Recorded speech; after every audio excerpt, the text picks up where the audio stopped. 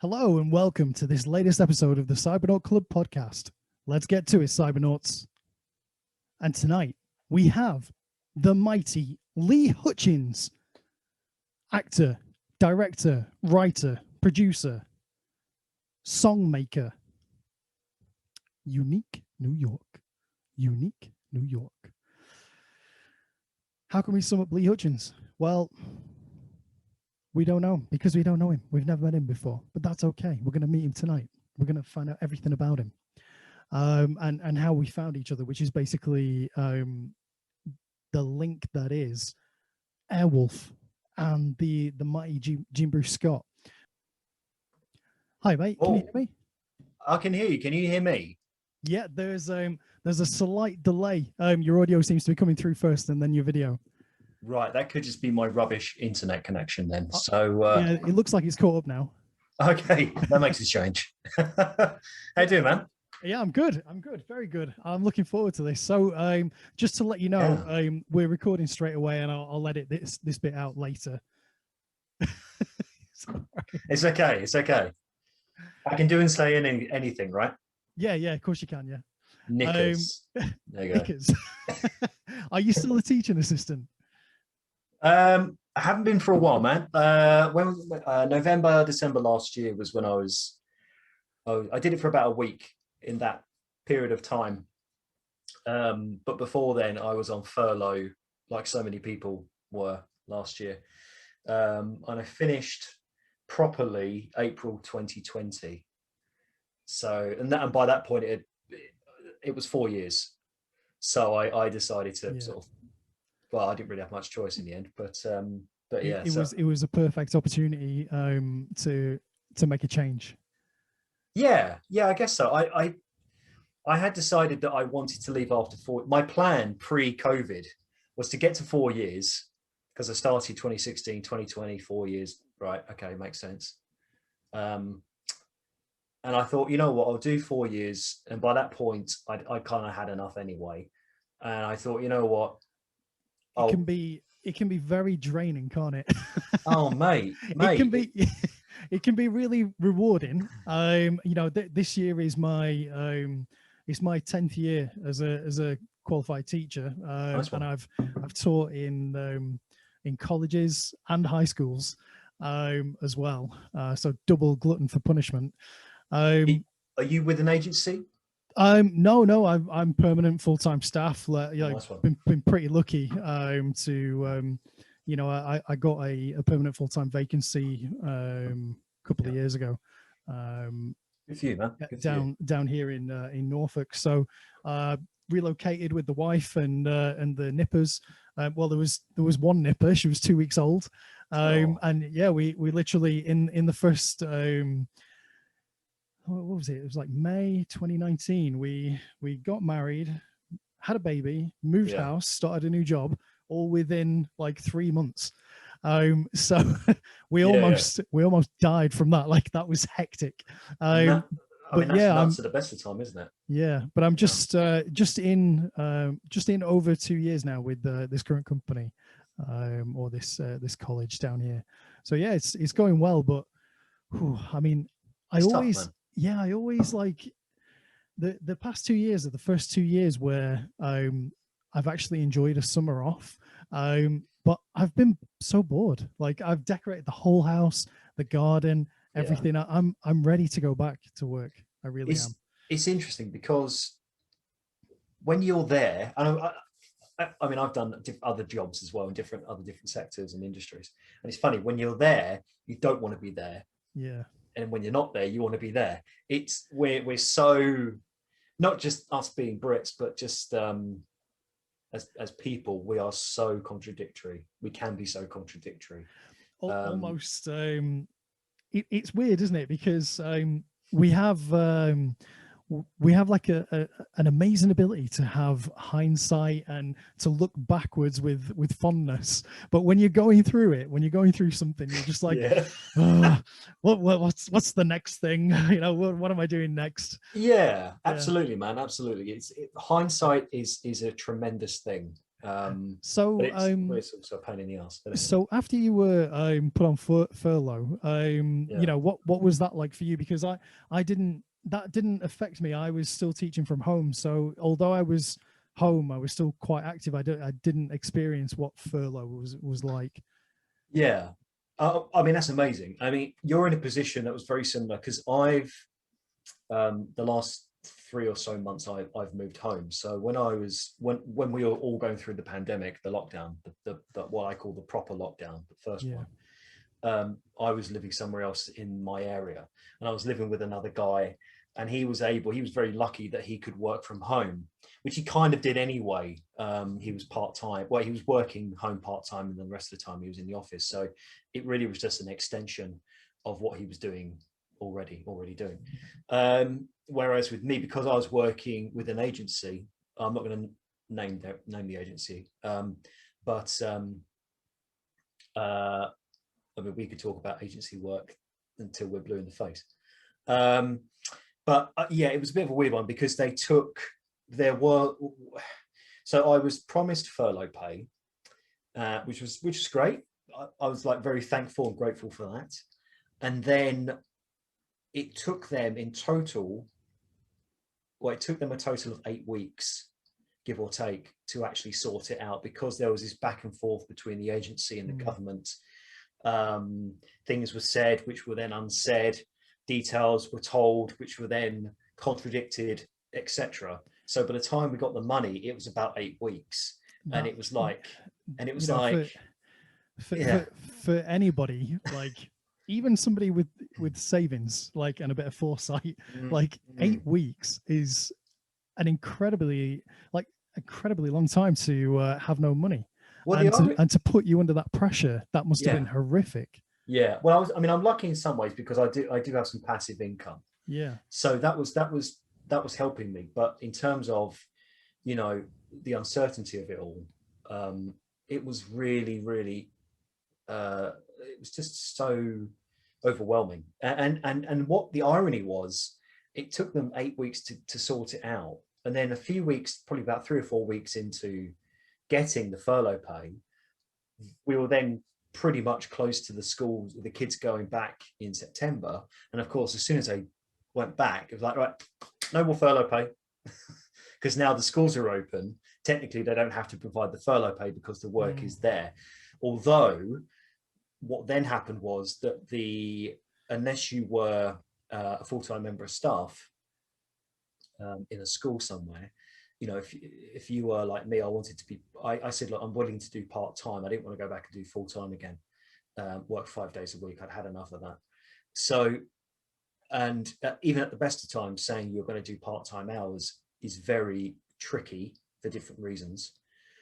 So that, on top of the fact that no one knew what the hell was going on when the schools were reopening, the kids were going back. I mean, each school really, I mean, I don't want to get all political, but I saw firsthand the utter confusion that this government caused. You know, schools didn't know what the hell they were doing. Yeah. And God bless them, they did the best they could under the circumstances. And I do admire them for that. And I don't think this government, in my opinion anyway, I don't think they couldn't organize, you know, a booze up in a brewery. That's how bad this government. Look at last week with Afghanistan. Yeah. Absolute ridiculousness. And I'm not going to go on. I'm not going to rant about this, but that's all right. No, I mean, that's cool. You can take you know, this can take any sort of turn. It's fine. We're like a meandering river. But I mean, you must have seen some. You must know what I'm talking about. I try to avoid the news, but it has been impossible to not see, even on Instagram. This morning, I woke up and some guy that I follow, he posted a video of a woman in Afghanistan being executed by the Taliban for wearing jeans underneath her full hijab or burqa. Wow.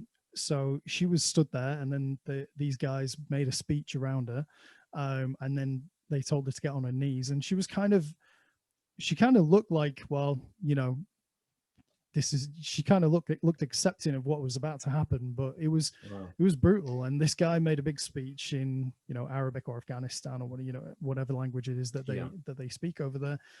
And then a guy behind him just pulled out what looked like a Colt 45 revolver and just went, and she was gone. That was it. She just toppled over, and that was the end of that lady's life, all because you know, all because of poor handling and irresponsible decision making.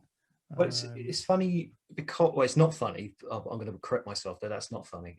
What I'm trying to say is that what I find, what I think is pathetic about this whole situation is, look, it was bound to happen at some point that the Allied forces were going to leave Afghanistan. It was bound to happen one way, shape, or another at one time or another. That was a given. No one's arguing that case that whether we should be there or we should leave. People are saying it was right to leave. What people are arguing over and complaining over, and what I think, and rightly so, is the fact how they've planned this out. Yeah. Which, let's be honest, it's just no plan, like no plan whatsoever. It was literally jump in a van and to go do one. Yeah. And you're left going, and I sympathize with the people of Afghanistan, because they're going, well, you've spent 20 years here telling us you've got our backs, you're going to look after us, and the first sign of trouble, you're in the helicopters and the vans or whatever, and you're legging it, and we're like, you're leaving us behind. And not just the regular everyday people, but also the interpreters and everyone else who helped the UK, or the Allied forces, and the Afghanistan government, who, let's be honest, were about as efficient as a chocolate teapot. You know, I mean, anyway, man, let's not go into politics, man. This is happy times, times, man.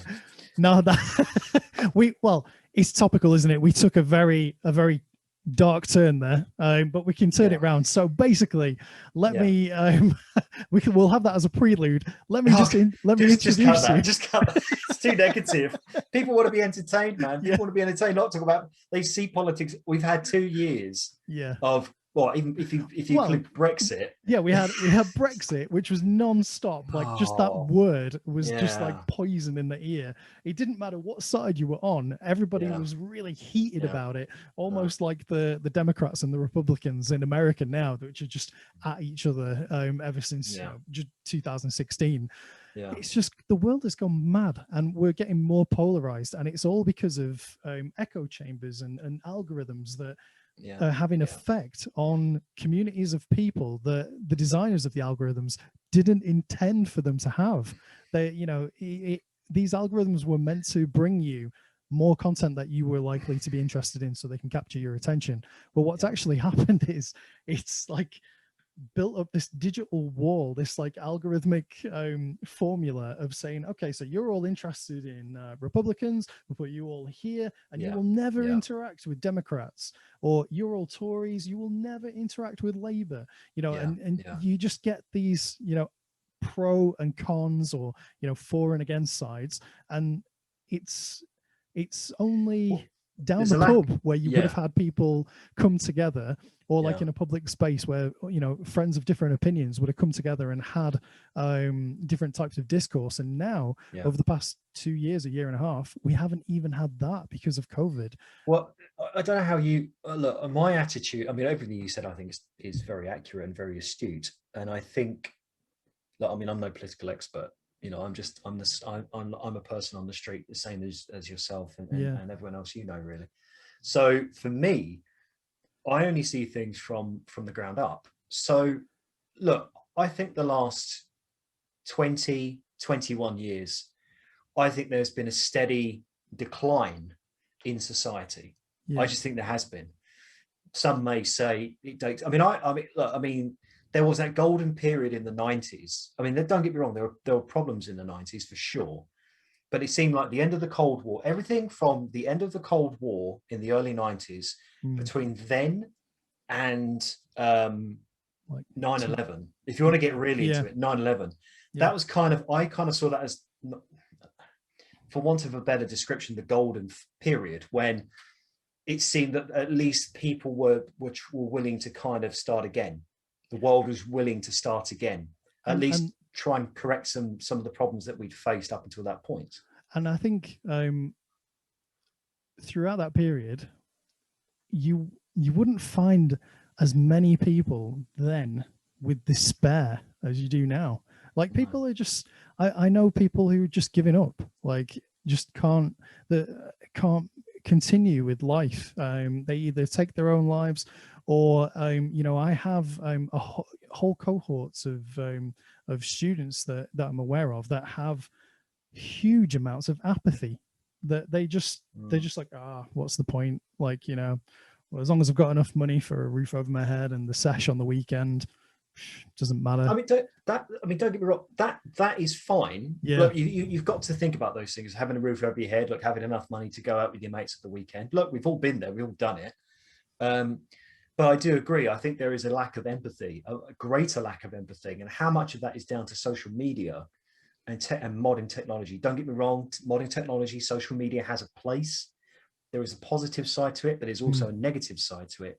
And for example, going back to education, my time working in schools, particularly with young children in primary schools, it got so bad, or it has got so bad, where I can go into a classroom with young children. They will pick up an iPad or a phone, ask them to do something, right, done. Amazing. I'm impressed. You give them a book, or you ask them to write something or to work out a basic maths, right? Basic stuff. Suddenly, it's like nothing there. They struggle. They feel anxious. They feel doubtful. Now, I'm not going to. I mean, there are many different reasons why that's the case, and it's not just one single thing, but it really is a collection of things, a list of things. And I do think one of those things is social media, and I think and technology, and the ease with which young children have access to it. I mean, how many times have we been on the streets and we've seen? And I know I'm generalizing here, so I know I know I shouldn't really say this, but I mean, the idea, you see parents, kids are in a pram, or they're sitting down with their parents, and suddenly you see that they're holding an iPhone or an iPad like close up to their faces. Yeah, that has an effect. If they do that, if there's a constant need for them to watch an iPhone or an iPad, especially if they're being unruly and difficult, and the parent just doesn't want to deal with it, that has a knock-on effect, especially if the parents, and this is through my own experience, where parents don't step up at home, so they're not providing they're not backing up their end of the bargain, because education it's at school and it's at home. And I think the problem is, and I appreciate that I'm generalizing here, this isn't the case for every household or family, but I do believe that I've seen this enough times to know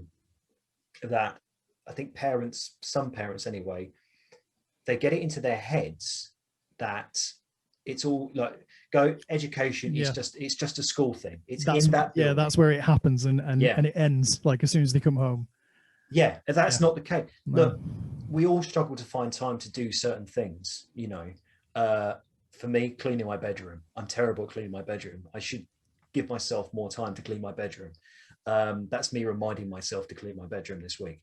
But the point is that, if you have children, one of the obligations that you have as a parent, and I'm not speaking as a parent, I'm speaking as someone who's worked with young children, worked with parents in schools, other places too. If you're a parent, you have an obligation to provide and support your child's education while they're in school, but also when they're at home. Even something like half hour a night, an evening. Doesn't have to be every single night, but I mean, let's say 5 out of 6 evenings, you're sitting with your child, 10 minutes reading, they've got their books to read. Phonics is really important these days. Working on their homework, especially when they're with the older years. And younger children. what sort of age are you thinking that these kids would be? Well, the ones that can't read and write properly. Okay, so like, how old's that? 3, 4? Well, I've worked with year 1s, year 2s, year 3s onwards, even up to year 6 and beyond, who struggle with the basics. Yeah, it's like having it's like building a house with crap foundations. with no foundation, or with no foundations, or yeah. very little foundation there. And it's like, well, how are you going to achieve anything worthwhile or meaningful? You know. Anyway, I think it begins with the language, doesn't it? You know, with them reading and writing. I agree, and I don't think it's just a Norfolk thing. I like Norfolk. I used to holiday a lot in the Norfolk region. So yeah, I'm new to here, so I should probably just. The people are great. Yeah, the place is lovely. Into Norwich, but I holidayed in Hemsby, Galston, Great Yarmouth, all that area, Norfolk Broads. Yeah. So it is beautiful, isn't it? Oh, it's lovely, man. It's lovely, and the people are lovely too. Cover all the bases. Yeah. This is where editing comes in handy. Now, and this is when we start the show. Yeah. Yeah. So, right, everybody. Let's start fresh. We've had our rant. Yeah. Let's make it fun now. Let's make it fun. Let's do this. I like your t-shirt. Thanks. Yeah. My first nice. Necronomicon. Welcome Cybernauts to this latest episode of the Cybernaut Club podcast. Tonight we have Lee Hutchings, writer, director, producer, singer, songwriter. Is there anything that this guy can't do? I'm not sure. Let's find out.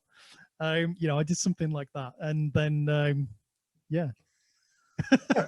I agree with everything you just said. Yeah. So about me. Having a quick, very quick, breeze through your Instagram. Yeah. All I did, I just scrolled down. I saw, we've got loads of interests in common. One of them being food. We're both distinguished, beautiful, bald, bearded men. Sometimes, we both like similar kind of music and. What else was it? Oh yeah, same kind of films that we're into. Marvel, huge Marvel fan, and it's all just I thought. And DC. Yeah, let's cover all the bases. DC, okay, and DC. So I just thought, I was like, we've got to be the same age. We've got to be. You've got John Candy there and stuff like that, and I was like, yeah, this is going to be great. Yeah. So speaking of DC, what did you make of the Snyder Cut? Haven't watched it. Well, I lie. I've watched. Oh man, I can't sit through 3-hour film anymore. I used to be able to do it when I was a proper cinephile. I could do that stuff, but these days I'm just like, if it's longer than 2 hours, there has to be a reason why. There has to be a reason why I would sit down and watch a film that's over 2 hours long.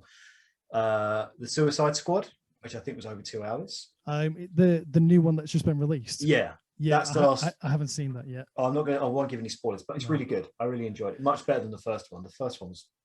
The first one was trying too hard to be sort of. I don't know. It felt more like a music video. It was just from the opening until they actually go on the mission. There's that many classic rock songs that they blast through. I was like, the producer is literally doing that so that Marvel can't use those. And that's what I was thinking. They've gone through all of those great songs that potentially Marvel would have used in a Guardians of the Galaxy film or some other film. Yeah. And now they've kind of maybe got the rights for that, or maybe there's some sort of exclusivity deal behind the scenes that you're not aware of. So I mean, it was okay, the first Suicide Squad, but I feel like the bad guy or the bad girl really let it down. Like it was just kind of, that was it. No offense to Cara. Is it Carla? Cara. Delevingne. Delevingne, isn't it? Yeah, she's good. Yeah, she's really good. I think she's cool, and as a person, she comes across as someone who's really likable and funky in a cool way. So nothing against her, but I just think that that film went through a lot of production problems, pre-production problems, and actually just through the whole process. So the film we saw, the one that was released, much like the Snyder Cut, wasn't the intended film, that was meant to be seen by the public. So, but going back to your comment or what you said about asking me about the Snyder Cut, look, I've watched clips. I mean, I saw the Justice League film when it was released. Yeah. Wasn't blown away. No. I wasn't really impressed by it. The Snyder Cut looks better. The Snyder Cut is so good. It's really good. And, you know, they breathe loads of life and vigor into, what's the bad guy called? He's that memorable. Steppenwolf, yeah. Much better. Technically Darkseid, if you want to be picky about it. But I mean, yeah. But just everything about the Snyder Cut, the way, you know, it's most of it is the same sort of footage, but it actually tells a coherent story throughout the whole thing. It gives you a good background for all of the heroes and for Steppenwolf as well. So I think it really achieved. It did good. That seems to be the biggest compliment that's been given to the film, is that it's more coherent and there's more character development, especially to Steppenwolf, and even having the original design, you know, Steppenwolf's design appear in the film is better, because the one they used for the official release is awful. And that was, and the reason it's awful is because it was done at the 11th hour, because they had to change things up and because of the Joss Whedon situation. So, and the mustache gate as well with the poor Henry. I like Henry Cavill, and he just sort of you've got to feel sorry for the guy, because I mean, because they finished the film, he went off to do Mission Impossible 25, grew out the beard and the mustache, looks amazing with or without the beard, right?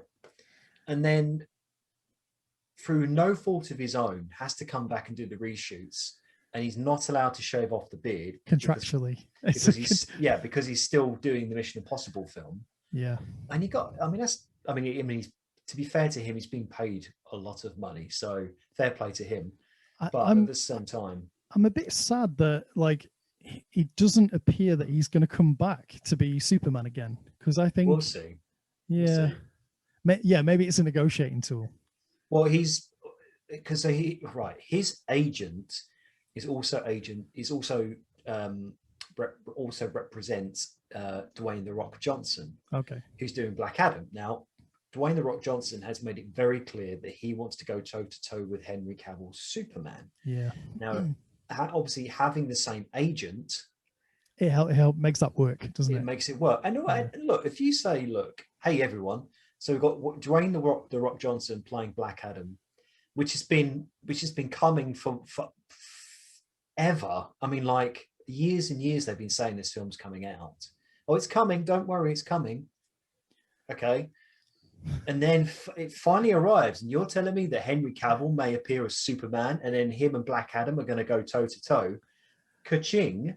Yeah. You can have, I'll throw my money at you. There, have my money. Yeah. You know. I want all the merchandise. I want the T-shirts. I want everything for that. Hell yeah. Definitely. That will generate so much interest and excitement, because, in my opinion, now I've loved the Marvel films up until Endgame. So the first three phases, right? Phase 1, 2, 3, up until Endgame. Captain America was my favorite MCU character. It still is. Yeah, me too.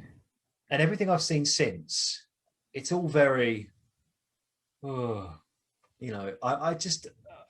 Have you been following the series on Disney Plus? I've been watching lots of clips and lots of review shows, so I can't say that I've watched the shows all the way through, but I have watched enough to know. What kind of review show do you watch? Do you watch them on YouTube? Yeah. You watch Critical Drinker? Yeah, he's good. He's good, isn't he? He's good. He's very good. And Nerderotic. Yeah. Is it Gary? Gary from Nerderotic. So. Yeah. Hill versus Babyface as. And then they have Friday Night Lights, where there's could be 9 of different sort of YouTube critics on there. I mean, he does get a bit sort of. I think he gets a bit gnarly at times, that kind of stuff, for me personally. I think it becomes like an echo chamber sometimes. Yeah, it could do. Yeah. I'm not knocking what they do, because what they do for the most part I think is really good, but I've seen a few of those things where you just kind of go off like, does this really need to be 5 hours long? Yeah, Really? there's one that's live right now from Mauler, and he's having a go at Black Widow. So okay, what's it going to achieve though? I don't know.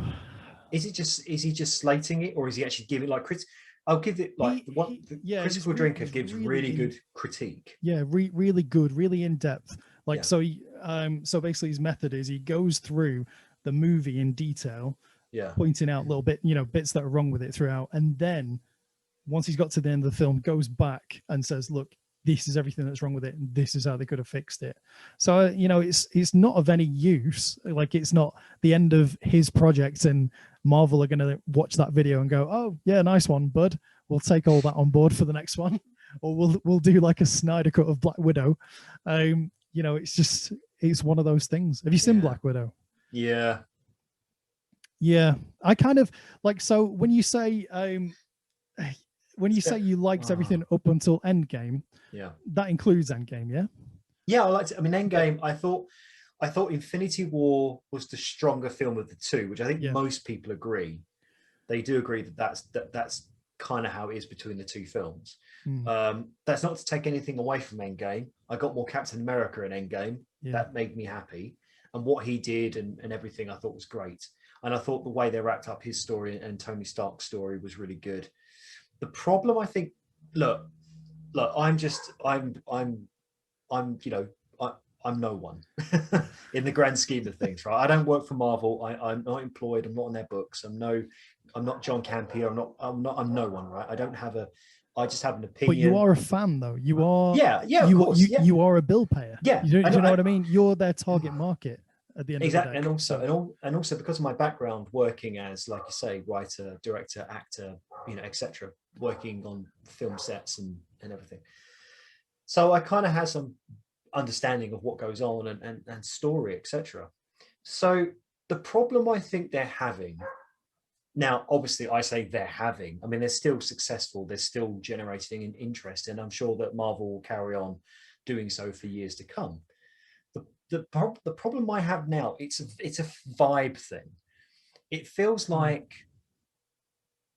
when you have one of those TV shows which it reaches a season and you think, they say, okay, this is the final season of the show, everything's been building up to this, you get to that last season, it's like, oh wow, perfect sort of bow, right? Done. And then afterwards they say, actually we're going to carry on with the show, but in a slightly different form, or we're going to do a spin-off, or we're going to, and you go, it's a bit like Joey. I'll tell you a good example, Sharpe, right? Because right. We all know what Sharpe is. Sean Bean, Napoleonic Wars, fighting. Black as bog. Yeah, bastard. That's all Sean Bean says is Sharpe, bastard. Sharpie, there's a hunchback whore around here. Trip her if you have to. It's a bit harsh. my favorite. She was Spanish. Yeah, my favorite quote is from my favorite insult from Sharpe is Sharpe's Waterloo, and talking about Marvel, Paul Bettany playing the Prince of Orange, I think it is, who was a real life person who fought that is in a Waterloo, battle. And he's an absolute buffoon, doesn't he? He's got no idea of strategy whatsoever, and it's like, form a line, form square. Like, they can't make their mind up as to. Well, that's why Sharpe's there, because he's there as a military advisor, and he just completely keeps ignoring Sharpe and dismissing him, being very dismissive of what Sharpe says to him and recommends. And in the end, I mean, there are some great insult when Sharpe finally snaps and just sort of says, when he goes up to the prince on horseback, and he's mouthing off at the prince, and just as he's about to say "fucking twat," and he does that, and then the explosion comes from behind you. The best insult is not by Sharpe. I think Sharpe came up with this and he said it to someone else in that circle. And then later on, after he leaves, when they're guarding the cottage. You know, they're at that cottage place, aren't they? And at that first they repel the French forces, but then that's where most of his regular lads get. You know, they get it. The last two, man. The last two, Harris and Hagman. Yeah, man. That's got what. Look, we can talk about that in a moment. But so after what happens, the guy who sort of pally with Sharpe, I can't remember his name. He's one of the officers. I think he's a lieutenant or a captain or something. He goes to Sharpe. Oh no, he doesn't. Sorry, before then, he goes up to the Prince of Orange, who's left. The whole reason everyone was massacred there, according to Sharpe's Waterloo, was so the Prince of Orange could scarper. So all of the British troops, including Sharpe's men, took the fall so he could piss off because he was a dick in Sharpe's Waterloo. Apparently, historically, he was a very brave man. So the guy goes up to him afterwards on horseback. He goes, "You did it! You did it again!" Sharpe said, "You do it again, you sir." And he was a big back and forth. And "You can't say that to the Prince of Orange." "Yeah, I guess I can. You sir are a silk stocking full of shit." He says it much better than me. He says it with a very, "You sir are a silk stocking full of shit." It's a brilliant. But Sharpe said it first. But that scene, that moment, the actor, so beautiful. It's so funny. But it's so true. Well, actually, do you know what? Can I plug something? Yeah, sure. It's Sharpe related. No, we're not meant to. Well, we're meant to be talking about Airwolf, but we'll talk about Sharpe for now. So I don't know if you've seen this. No. Right. This is a really good book. Now, I should preface it by saying that the author, Jason Salkey, who played Rifleman Harris in Sharpe, has not paid me or asked me to promote his book. So this is just me being a fan of Sharpe, being a fan of the book, being a fan of Jason as well, because I've spoken to him. Not a sponsor. I'm not a sponsor. No, not a sponsor. Making it clear, right? So, but Jason's a very nice chap. I've spoken to him a couple of times on Instagram. So Jason, he wrote this book, or he's written this book, and this book is an account of his time during the making of Sharpe, from Sharpe's Rifles all the way through to Sharpe's Waterloo, which is his final story.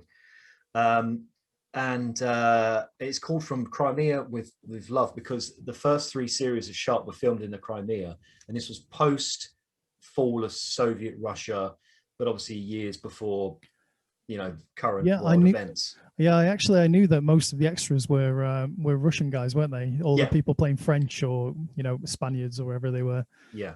So this book's a really interesting account of them. I mean, you can be a fan of Sharpe. You don't have to be a fan of Sharpe, even if you're just a fan of television and how television is made.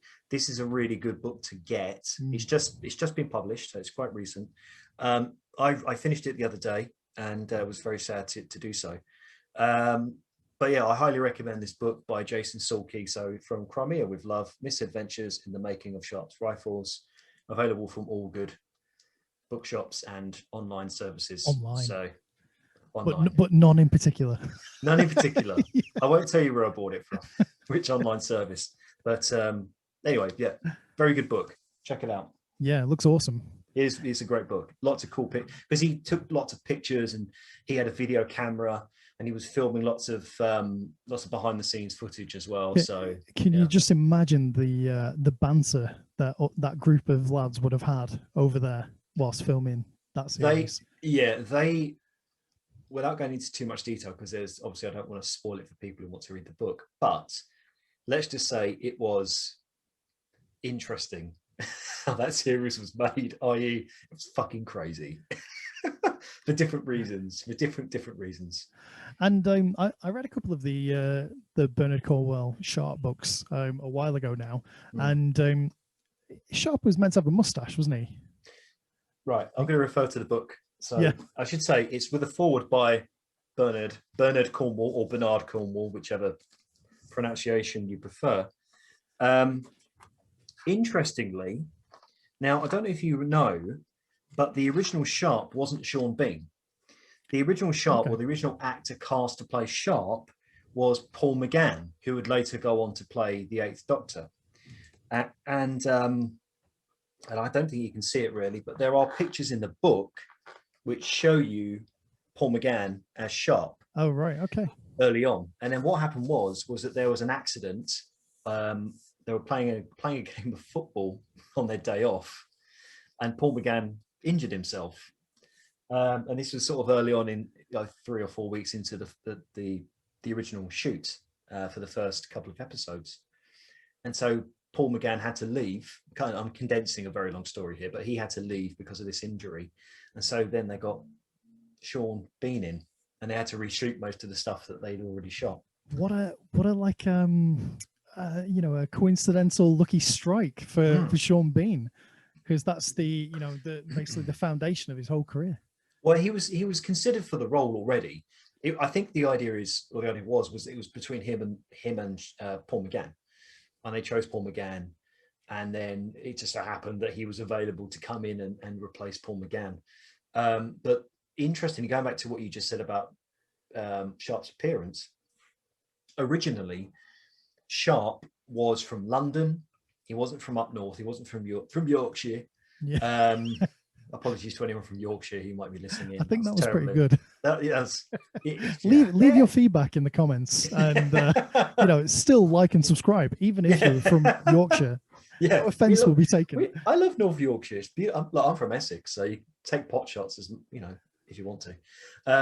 But he was from London. I think he was like a Cockney, and he had dark hair. So the way Paul McGann looks in those photos is very much how he appears on the front of, on front of the books. Yeah. And then when Sean Bean came in, obviously blonde hair, Yorkshire blog, you know what I mean? Bloody bastards! Bastards!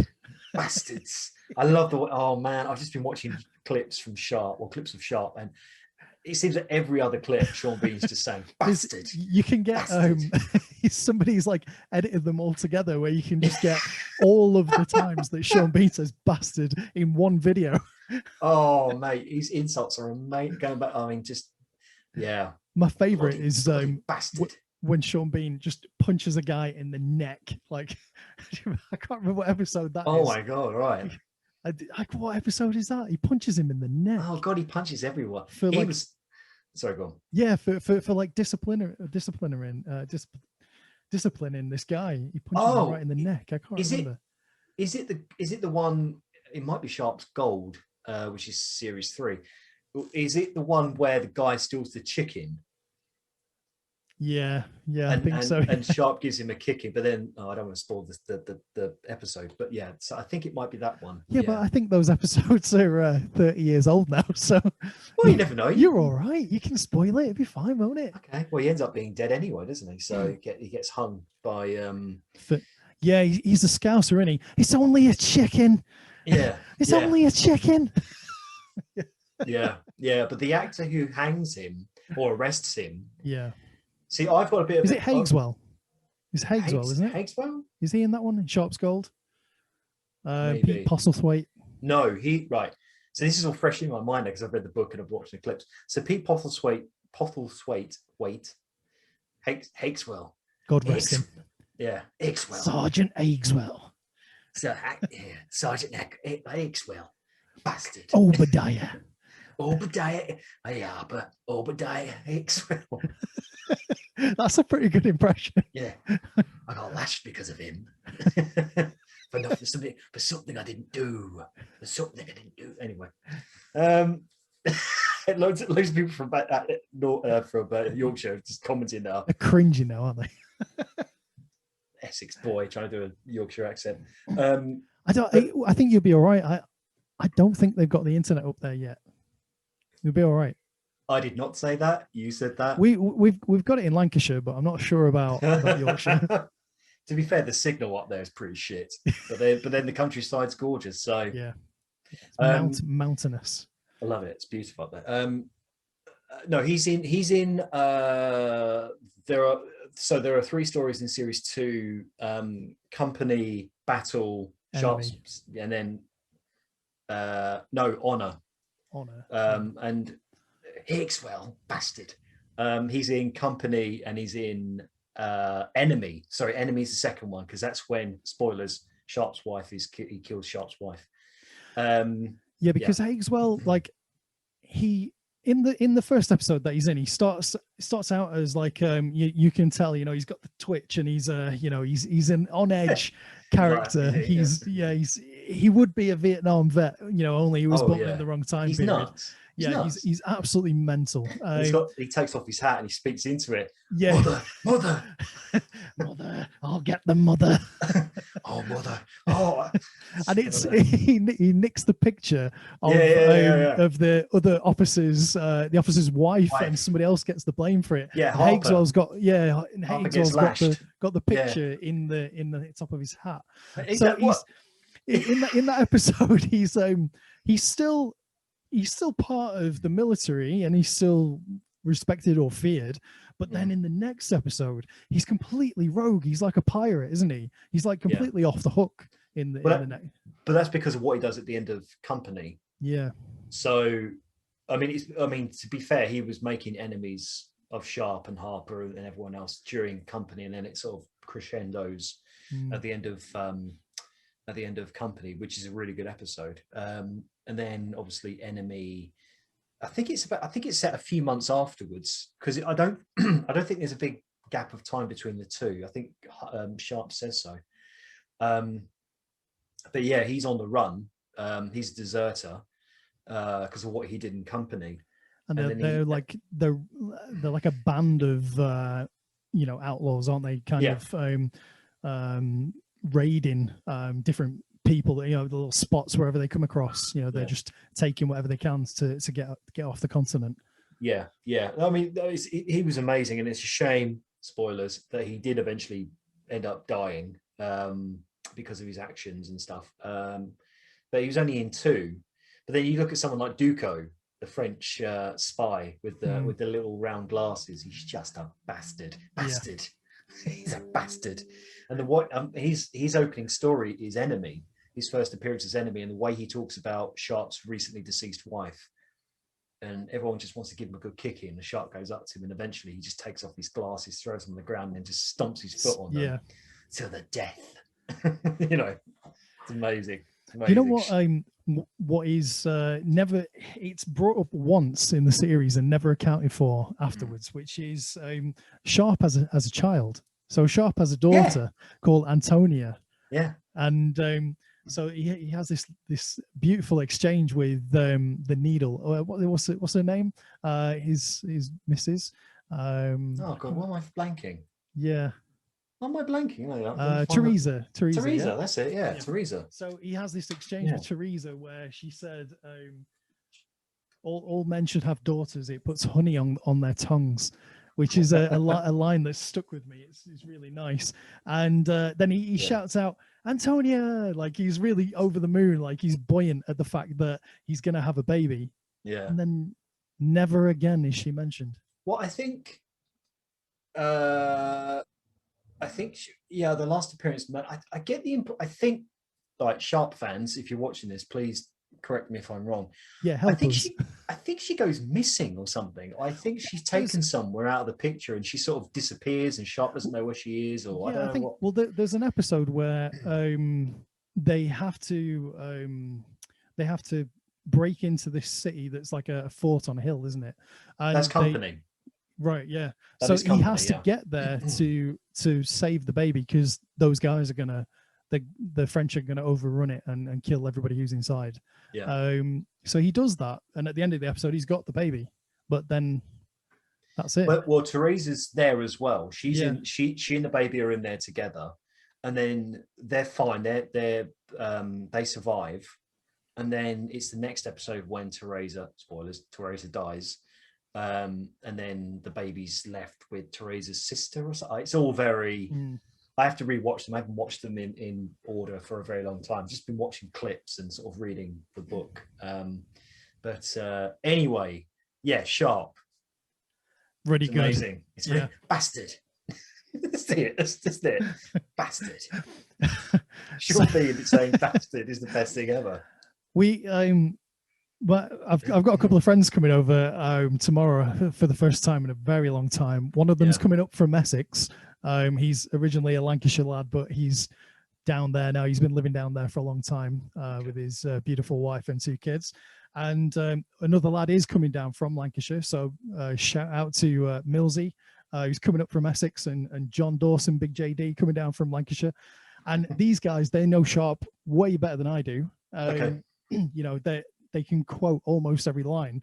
Where was oh yeah, when they were at uni, probably around about 2004. Andy lived in Loughborough, and I moved down there, and they used to do Sharpe drinking games. So you put on an episode of Sharpe, and every time he said bastard, you take a drink. Every time he punches someone, you take a drink.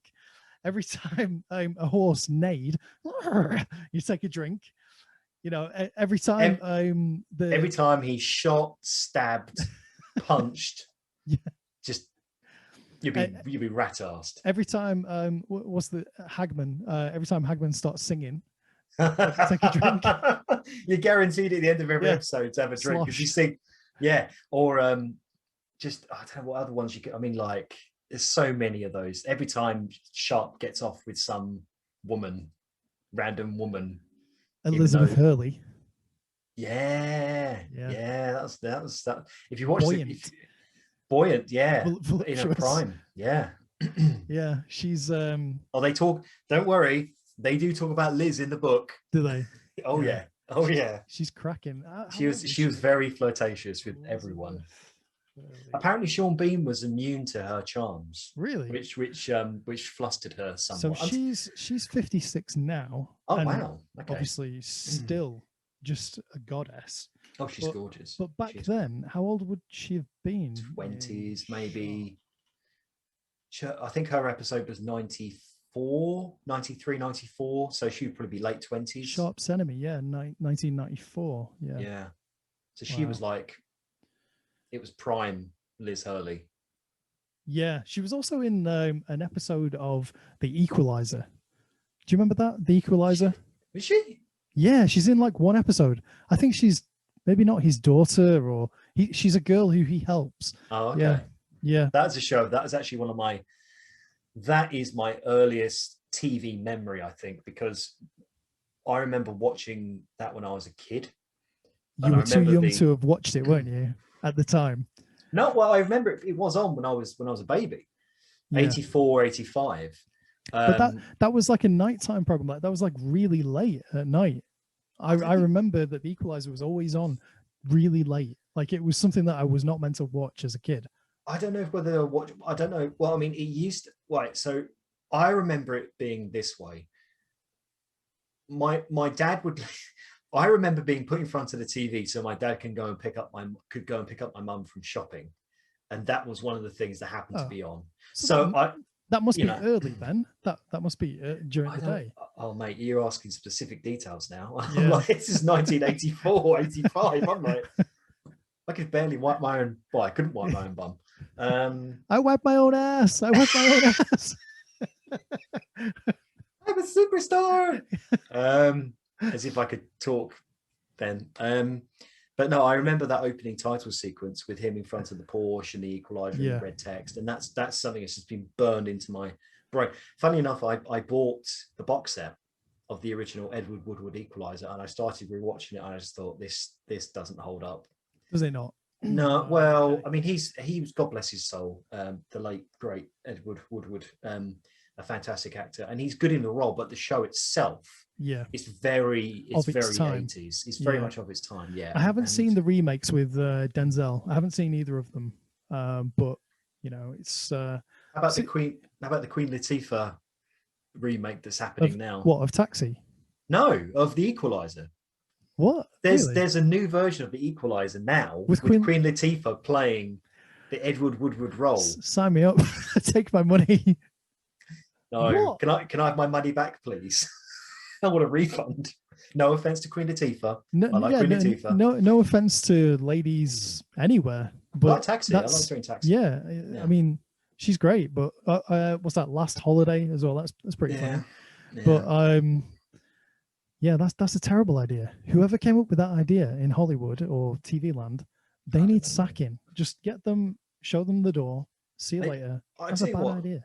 I think you've scratched the you scratched the plaster off the wound there, because I think, how many times have we, and I remember this being very clear when not the Phantom Menace, sorry, Force Awakens Yeah, came out, right? And we all saw Force Awakens. We thought, oh, great.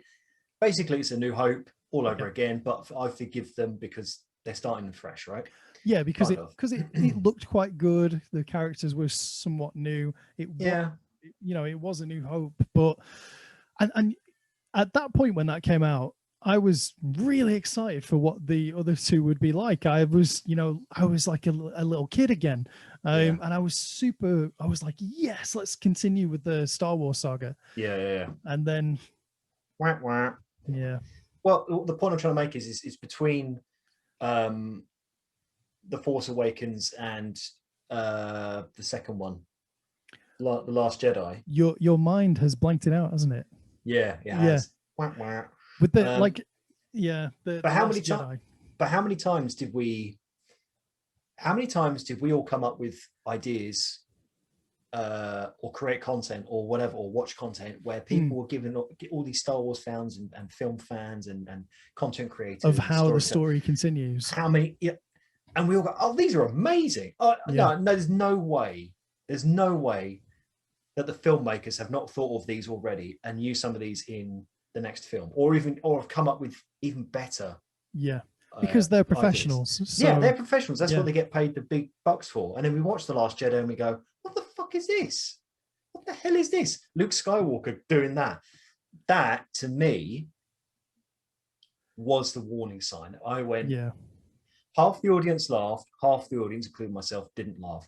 And I just went, that is the worst wrong footing you could make in that situation. Because they could have done anything. Like, they basically, I don't know if it's laziness or if it's because there's an agenda there, but it was just, I mean, even if Luke did end up on that island and he is trying to stay secluded from the Empire, or whatever the Empire became after the end of Return of the Jedi, he could have been there practicing Force powers, being powerful enough to lift the island himself, but instead he's just this character that just wasn't Luke Skywalker. It just wasn't. Yeah, it was very, I think I understand what they were trying to do. I just think it was done in such a haphazard, crappy way. Like the whole thing with him throwing away the lightsaber, right? Yeah, I don't necessarily disagree with him doing that, but what I do disagree with, it was the really tacky comedy. They did it for laughs. Like, yeah. Like, instead of like he could have just taken it, looked at it, and just gone. You know what I mean? Just say no. Not. There you go. He could have just taken it to one side and had a bit of a ponder, over whether he should keep it or not in a later scene, and struggled with it internally, and then put it to one side somewhere, and it would have been more impactful. Yeah, or even just give it to her. Just say, look, I don't want it. Yeah, let's get it. And she's like, what? And then you could walk past her, and you're still making the same point. Yeah. But you're not alienating or dividing the audience in the process. It's kind of like, you don't have to be Albert Einstein or Stanley Kubrick to work that out, So as much as I'm not going to get on the whole bashing Rian Johnson wagon train. I don't agree with that. No. He's a good filmmaker. I think when he's doing like Knives Out, Looper, when he's doing his stuff, he's very good. Oh, I didn't realize that Looper was his. I actually really like that film. Brick, the film that got him recognized in the first place with Joseph Gordon-Levitt.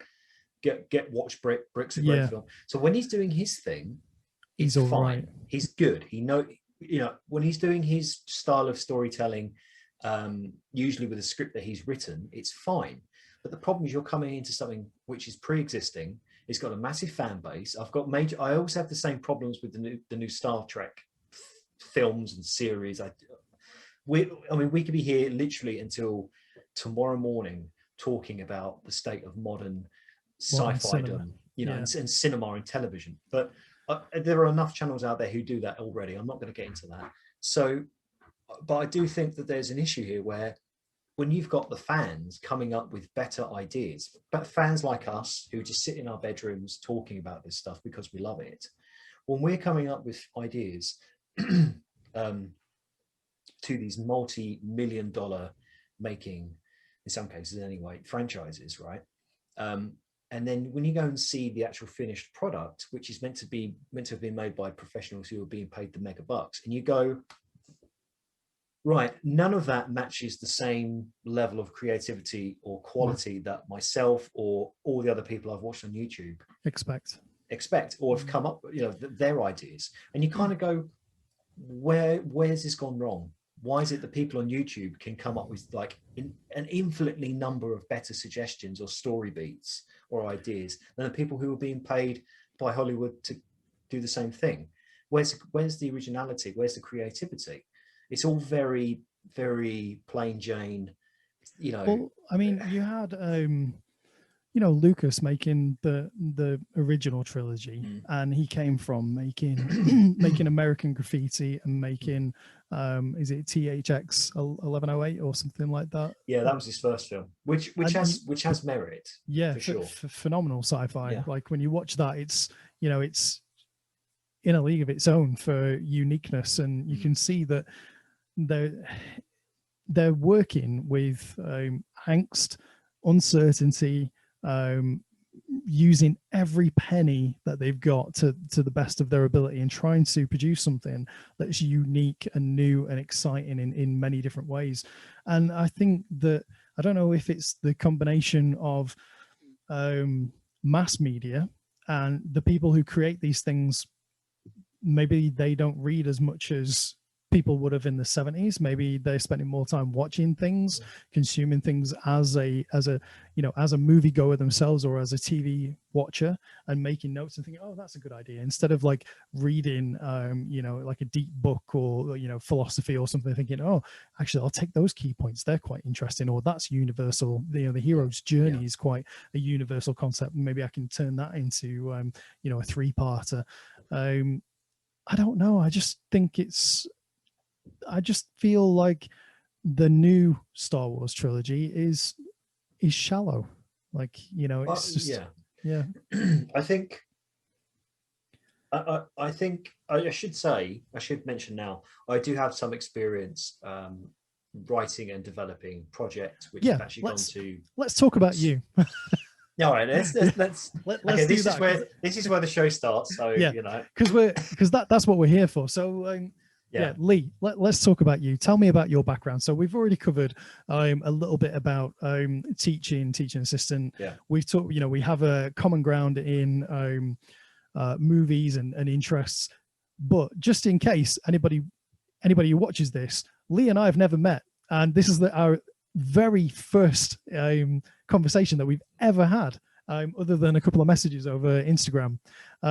So just like you guys watching this now, I'm here to find out everything about Lee Hutchings, and to find out more about the guy who made that incredible track, because that I wasn't expecting that. I thought that you did something like synthwave. I was like, normally on Instagram, because everything I follow is like synthwave or something, because I'm into that kind of feeling, that vibe. I thought, okay, so this is going to be, synthwave track, something that he's mixed, in his bedroom. And then out of nowhere, it was like you got the pick of destiny. Like Tenacious D lost it on tour and you picked it up, and there was this beast of a track. So it's very exciting. Okay, thank you. Let's just end it there. That's it. Well, I take all the praise. Well, thank you very much. I appreciate you saying that. And let's talk about me, because that's the most important thing, really. No, it's not. As a white male, I mean, come on, you've got to talk about yourself to the detriment of everybody else around you. Well, believe it or not, I actually, if I may be serious for a moment, I like talking to people and I like chatting to people, but I don't like bigging myself up, if that makes sense. I'm very much like, I just like to just be and to yeah. So I find praise Uncomfortable, maybe, or sometimes, but in this case, it's pretty on the button. So thanks very much. Yeah, it's one of the few times where I actually, regarding my work, whether it be music or film or acting or whatever, where I actually have come away going, actually, that's a really good job there, Lee. Well done. Pat yourself on the back, kind of thing. But it comes from a place of fondness and lots of reminiscing. So I mean, my background really, I mean, there are so many different facets and sort of avenues we can take with this. Well, let's stick with the Airwolf stuff for now then. So how this came about is, I mean, I will say now that I've been playing music and composing and recording since the late 90s. So I've been doing this a while. It's not just something I've just come into. Yeah, it's been something that's been a passion of mine on and off for over 20 years. So I love music, especially rock music. I like all kinds of music. As I grow older, I've started listening to more to jazz and classical music, which I think is really good, especially for sort of calming any anxiety, especially in the morning as well. That's a good time. Have you listened to Jeff Goldblum's jazz albums? No, you know Jeff Goldblum, yeah? From Jurassic Park and Jeff. Yeah. Jeff, as if I know. He has three. I think three, possibly four, but definitely three jazz albums. Yeah. In fact, I'll just duck over here because I've got one right here. Is this paid sponsorship? Not a sponsor, although Jeff. I saw him in London. When was it? Just before the lockdown. He came over to do with this orchestra, this jazz orchestra or quartet, to do a gig, and I drove all the way down just for that. I was by myself because I left the wife here with the new baby. I thought, Jeff Goldblum is in the UK. All I had to do was I bought this CD, and you got a free ticket to the gig. I was like, I'm gonna go. So I bought it, drove down there, and it was just one of those experiences that I will never ever forget. Went into this place in, where was I? Like somewhere very dodgy that I shouldn't have been. I don't know, like shout out to Brixton, I think it was in. I don't know where I was. So just clarify, are you saying that Brixton is dodgy? I think so. Is it? Okay. You said that, not me. I'm not saying anything. I live in London. I live in this area. I'm not saying anything about this area. But I think from an outsider's perspective, there are places in London that you hear about that, the name is synonymous. You should be careful when you go there. And I feel like Brixton, for some reason, is No, Brixton. I mean, look. Yeah, I mean, Brixton has its problems, but Brixton is also a very creative and energetic place. Lots of creative minds. I think most of London is like that, isn't it? It's such a beautiful hub. Even Norfolk. Even Norfolk. Even Norfolk. I'm gonna grab this album. I'll go for it.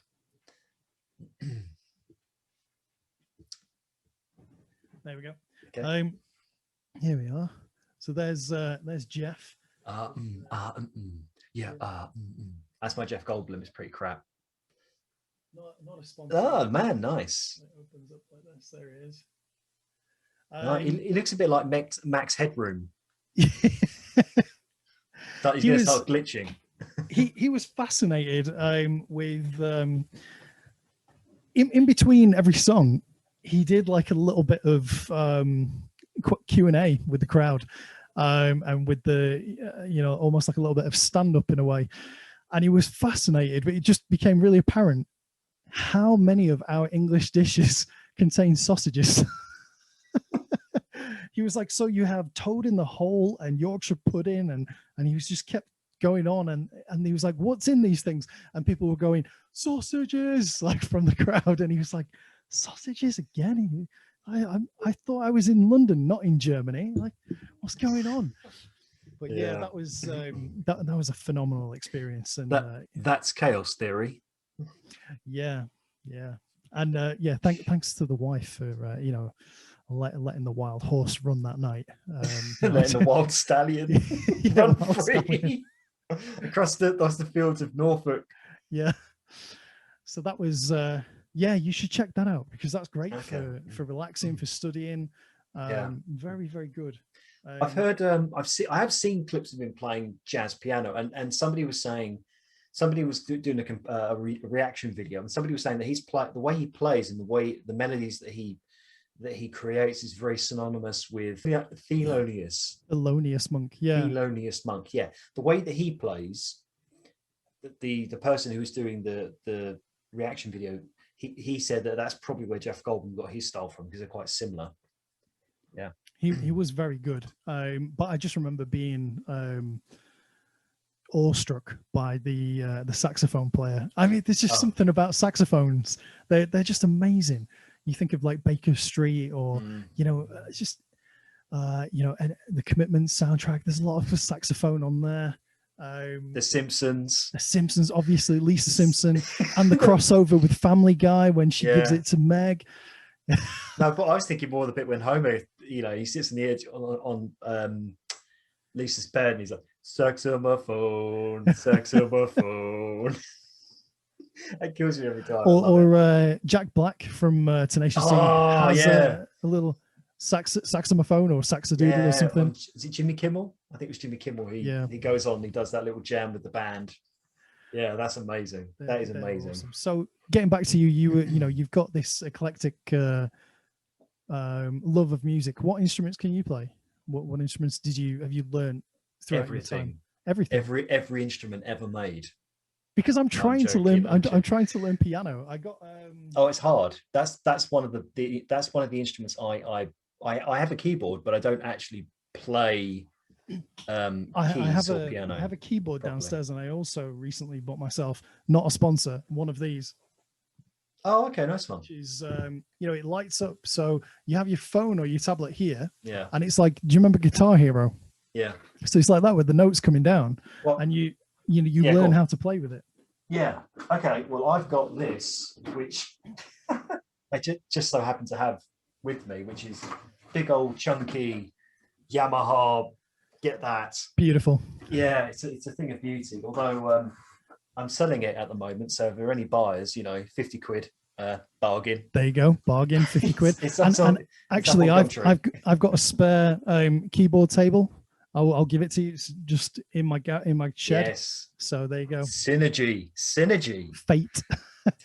Yeah, that's why you came into my life, not to promote my song, but to promote me selling my keyboard. No, so getting back to me. So yeah, the whole thing with the Airwolf thing. I mean, I've been working on this now for a few weeks. Let me start from the beginning then. So did the inspiration hit you before or after the passing of Alex Cord? Before. Okay. So the whole thing, we should explain for those who don't know who Alex Cord is. Alex Cord was an American actor. I think he may have done some other things, but I know him. I know him as an actor. And he was I think he's a very underrated actor, had a marvelous voice, incredible speaking voice, very distinctive. And very handsome as well. Yeah, he's a good looking guy too, man. And he very recently passed away, and he was really his biggest role, the one that he's remembered the fondest for, if that's correct grammar, proper grammar, is Archangel in Airwolf. So the guy with the eye patch and the white suit and kind of talks like this, it's not a very good impression, but you get the idea. And so he very recently, last week or so, passed away, and he was he had a very long and fulfilled life, and it just so happened that I was working on this song at the same time. So that to me was sort of it was kind of like somebody saying to me, look, this needs to happen. This song needs to happen. Here's the sign. As sad as it was that we lost Alex, Mr. Cord, it was kind of the sort of light shining on me that kind of thing, that moment. So I was working on the song for a couple of weeks before Alex Cord passed away. So it was just coincidence, really. And trust me, if I could come up with that song in like less than a week and record it in less than a week too, I would. But this is a very long process. I mean, it literally has been 3 or 4 weeks of hard graft to get it where it is now. So how it came about was, there's a podcast that I listen to, and I've also guested on, and it's called the Airwolf Years. And you can find the Airwolf again. This is not paid promotion. No, go for it. The guys aren't asking me to do this. I'm doing this off my own back. So it's a show, a weekly show, which is I listen to it on Spotify, but I believe it's on iTunes. If you're in the States, you can find it on the Podfix network. They are proud members of the Podfix network. Get my words out. And the 2 guys, so Dave Campier and Greg Klein. Hey guys, lovely guys, really sweet guys. And I've been following them now since they started doing Airwolf. They've done other shows before, like Knight Rider and MacGyver. And this sounds like something I should be subscribed to. Definitely. Oh man, you should. Yeah, they're great. They're really nice guys, very funny guys. They're just 2 guys who love 80s television. And they like I said, what they do is each version of their show, they actually work their way through a particular TV series from the 1980s. So for example, the first show they did was MacGyver, and then the second series they did was Knight Rider, which is another favorite of mine. And I got into them just at the tail end of that, just before they then started Airwolf. So I kind of came in fresh. And what they do is they go through each season of every show, and they watch an episode, and then discuss it. They talk about it. So they've been doing it now. I mean, Airwolf, they're about halfway through series 2. I've guested once. How did you end up being a guest on their show? Well, I got chatting to them on Instagram. So you can like very much like today. and Jason Salkey from Sharpe. Instagram's amazing. I love Instagram. I think it's great. But I started listening to the show. I really enjoyed the show. Really enjoyed them. They've obviously been doing it for 5 or so years, so they're professional at what they do, and they're highly entertaining. Again, the Airwolf Years, Spotify, all streaming services, whatever. I'm going to search for it now. You can find them on Instagram as well. So I just got talking to them on Instagram, and they were very kind and very polite, and they got back to me, and we sort of had this back and forth banter, and eventually it got to the point when clearly we had a rapport. We were talking. I was very passionate about Airwolf because I grew up watching reruns of it on so Angular. There's the podcast there on. That's it. That's the guys there. So it's the Airwolf Years on Spotify. So make sure you check that out. And go back and watch all the other stuff they've done as well. Listen to all the other stuff they've done as well. If you don't just have to be a fan of Airwolf, you can be a fan of Knight Rider and MacGyver, and go back and check it. So are they going to do the A-Team? Funny you should say that, because I'm not. This is no scoop. This is no breaking news, because they've talked about this on the show. So I'm sure they don't mind me talking about this. But that's probably going to be the next show, because a lot of the fans have written in, contacting them saying you should do Airwolf or Miami Vice, but Airwolf, A-Team is the one that is going to probably be the next one. That's going to be a biggie. And then you've got little, smaller shows like Manimal. Do you remember Manimal? Oh, I never watched Manimal, but I do know of Manimal. You know of it, yeah. I used to watch it, but it's more of a a very cloudy image, just more of the opening, that I can recall now, than the actual show. They tend to pick shows which run just because of the nature of what they do, that run for multiple seasons. So Knight Rider was 4 seasons, Airwolf was right. The true diehard fans, it's 3 seasons. for everyone else, it's 4. There's a 4 short, very short season where there's a story behind that, and it's universally panned, the 4th season. But Dave and Greg, I remember I remember somebody, I think it might have been Jean Bruce Scott or somebody from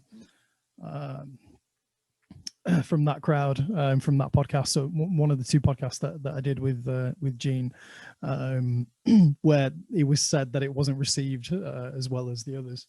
Well, I mean, I've got to be very careful what I say here, because obviously Dave and Greg, if they do end up watching this conversation, I don't want to spoil anything for them. Yeah. So, but they are aware of the 4th season's reputation, which isn't very good. There's lots of politics there, I think, behind the scenes and stuff. So, but we're only halfway through, or they're only halfway through the 2nd season. And with the exception of the 1st season and the last season, 2nd and 3rd season has like 20 plus episodes. So they're going to be doing Airwolf for another year or 2 at the very least. So how often do they drop a season or an episode? Is it one a week? It's 1 a week. Yeah. This coming Monday, they actually, ironically, we're talking today on Thursday evening, GMT, Greenwich Mean Time. They're based in America. I should say they're based in America, in Maine. So when we did my episode where I guested, it was funny because for them it was 6 o'clock in the evening, but for me it was like 11 o'clock in the evening because of the time difference. But this week's slightly different. So they record an episode on Thursday. They release it on Mondays. That's usually the day they release episodes on, Monday. Next Monday's episode is going to be slightly different. What they do is, at the moment, when they can't do a regular episode for whatever reason, Dave, God bless him, he's actually got his hands on an original 1986 Airwolf annual, which has stories in it.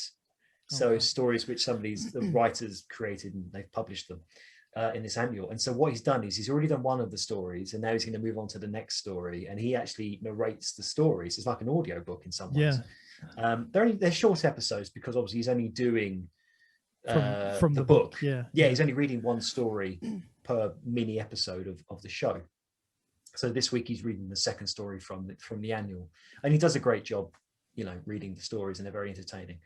And then the week after, that's when they return to doing the episodes proper. And also, now I'm not sure if I meant to say anything. I guess I can say something. So guys, if you're watching this and I'm not meant to say this, I apologize now. But they want to use my song SinJin Lover as the new end theme for the show. For their show. That's amazing. They already have a theme tune for the opening and end. So the opening part and end part of the show. They're keeping the opening theme, which is great. I love that thing that they've got. But for the end, they're going to replace what they have now with SinJin Lover, my song, which I'm very honored and very touched by. So I should get to the point regarding how this song came about. So obviously talking to the guys, getting to know them was fantastic, has been fantastic.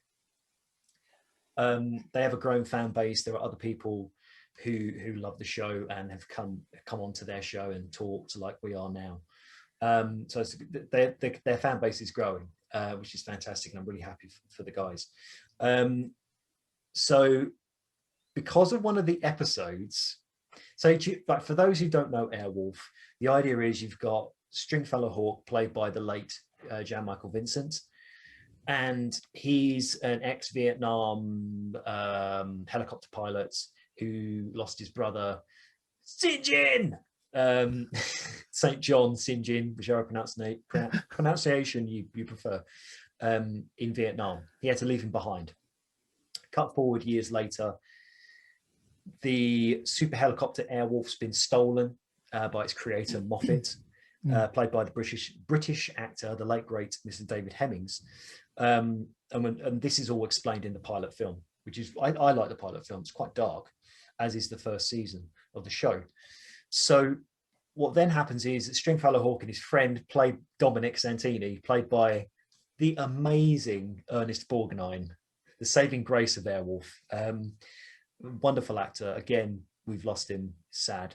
They go off and get Airwolf and bring it back. But Stringfellow Hawk doesn't want to return it to Archangel, played by the late Mr. Alex Cord. Archangel asked Dominic and String to go and get Airwolf back.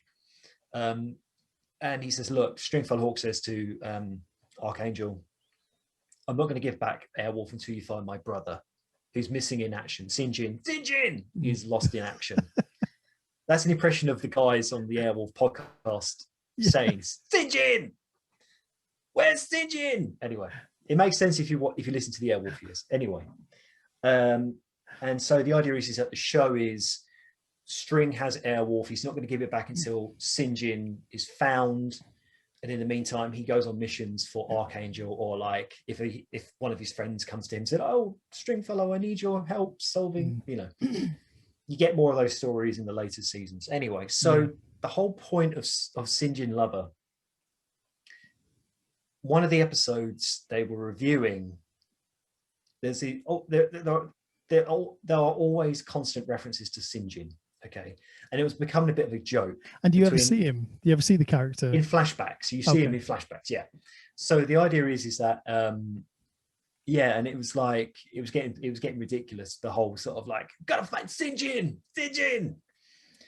And so eventually they started saying SinJin Lover, and Greg, God bless him, I think it was Greg who did this. He started saying, oh, there should be a song where it'd be like, SinJin Lover, that kind of thing. And I thought, you know what? Yeah. That's not a bad idea. So the inspiration for the song, and I give all credit to Dave and Greg, they inspired me to go away and write the song, come up with the song. And they were the genesis point of the idea.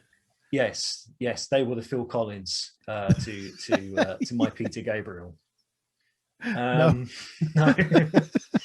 But no, I mean, the crux of it really does start with the Airwolf years. And in fact, at the end of the YouTube video that I posted, I did actually put a thank you to them, with thanks to them. I just had a crazy thought. I wonder if, when they do the next season, which, if it is the A-Team, are you going to have to do, another one?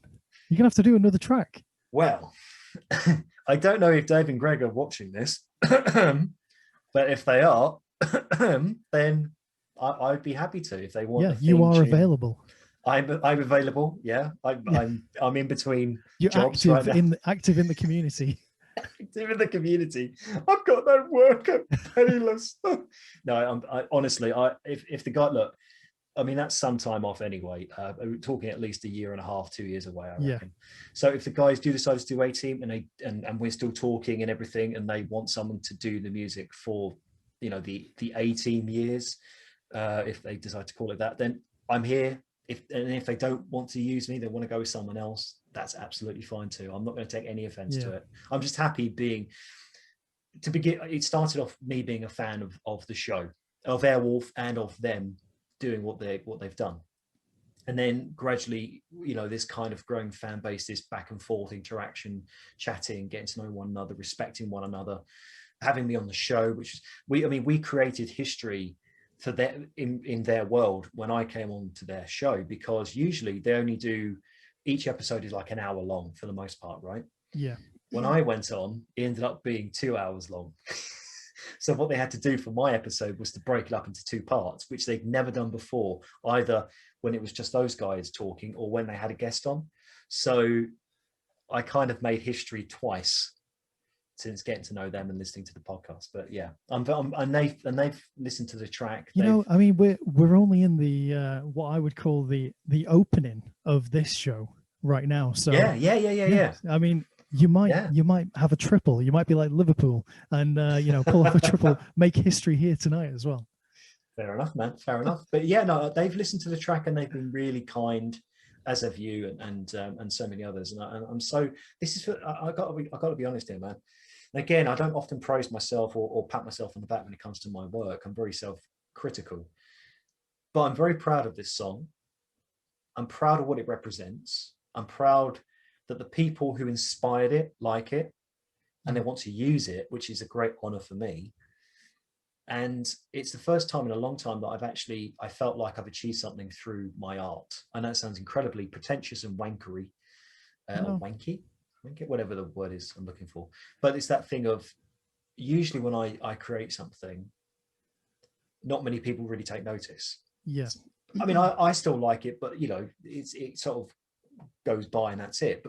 But with this, because I think maybe because it's Airwolf, maybe because there's such a fan base out there for it, a love for it, and rightly so, I think it just brings people together. And I think that's such a cool thing. And I think, you know, and I should make it very clear, I wanted this song, when I wrote this song, I made it very clear that I wanted it to be a good song by itself. Yeah.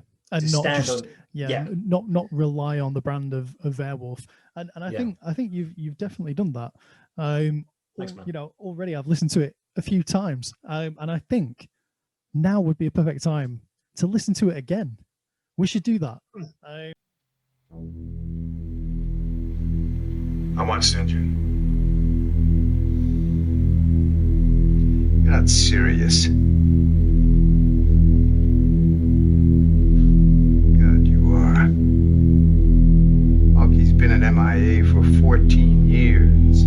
The odds your brother's alive are 10,000 to 1. If he is dead, please bring his body back.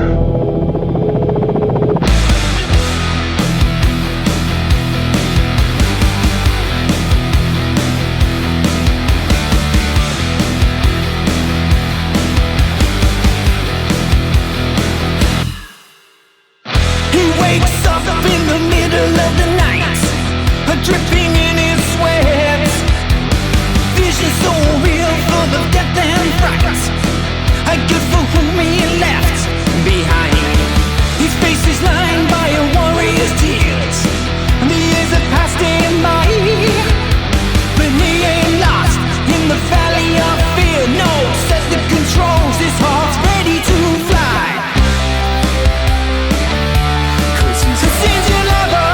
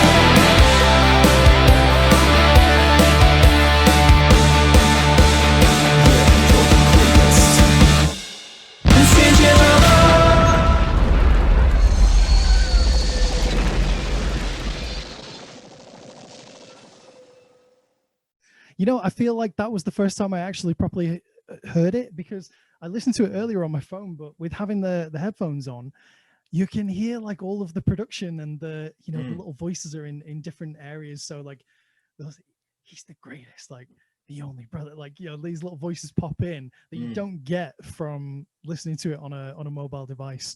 And we had fun doing that. Yeah, it's clear. Like the amount of work that went into it is clear, and like the guitar comes out of nowhere, because I was listening to the voice track and at the beginning, and sometimes you might get, you remember Armand Van Helden, You Don't Even Know Me. So you have like a little some sort of voice track at the beginning of that, and then it's like a dance beat, or you might get like a little voice track and then it's like a rap track, and then it kind of goes into a bit of synth, and I thought, okay, this is going to be like a synth track, I can proper chill out to that, and I'm going to get excited about this. And then out of nowhere, it's like this rock god just goes yeah. Well, I mean, if you want, we can talk about the making of it if you want to. Sure. Before I do so, and I should mention him, I want to shout out to my good co-conspirator on this, Alan Smith. Alan is a fantastic musician, producer, songwriter in his own right. In fact, he's in a band called Bellevue Days. If you go onto Spotify, Bellevue, I'm not sure how you spell that. Sorry, Alan. Let me just try and plug you for a second.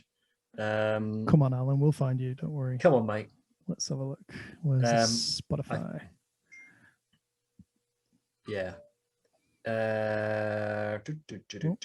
He's here somewhere. Bellevue. Down. Okay, Bellevue Days, for those who want to check him out and his band out. So BELLEVUE Days. So if you go on to Spotify, and I'm sure he's on other places too. Yep. Yeah.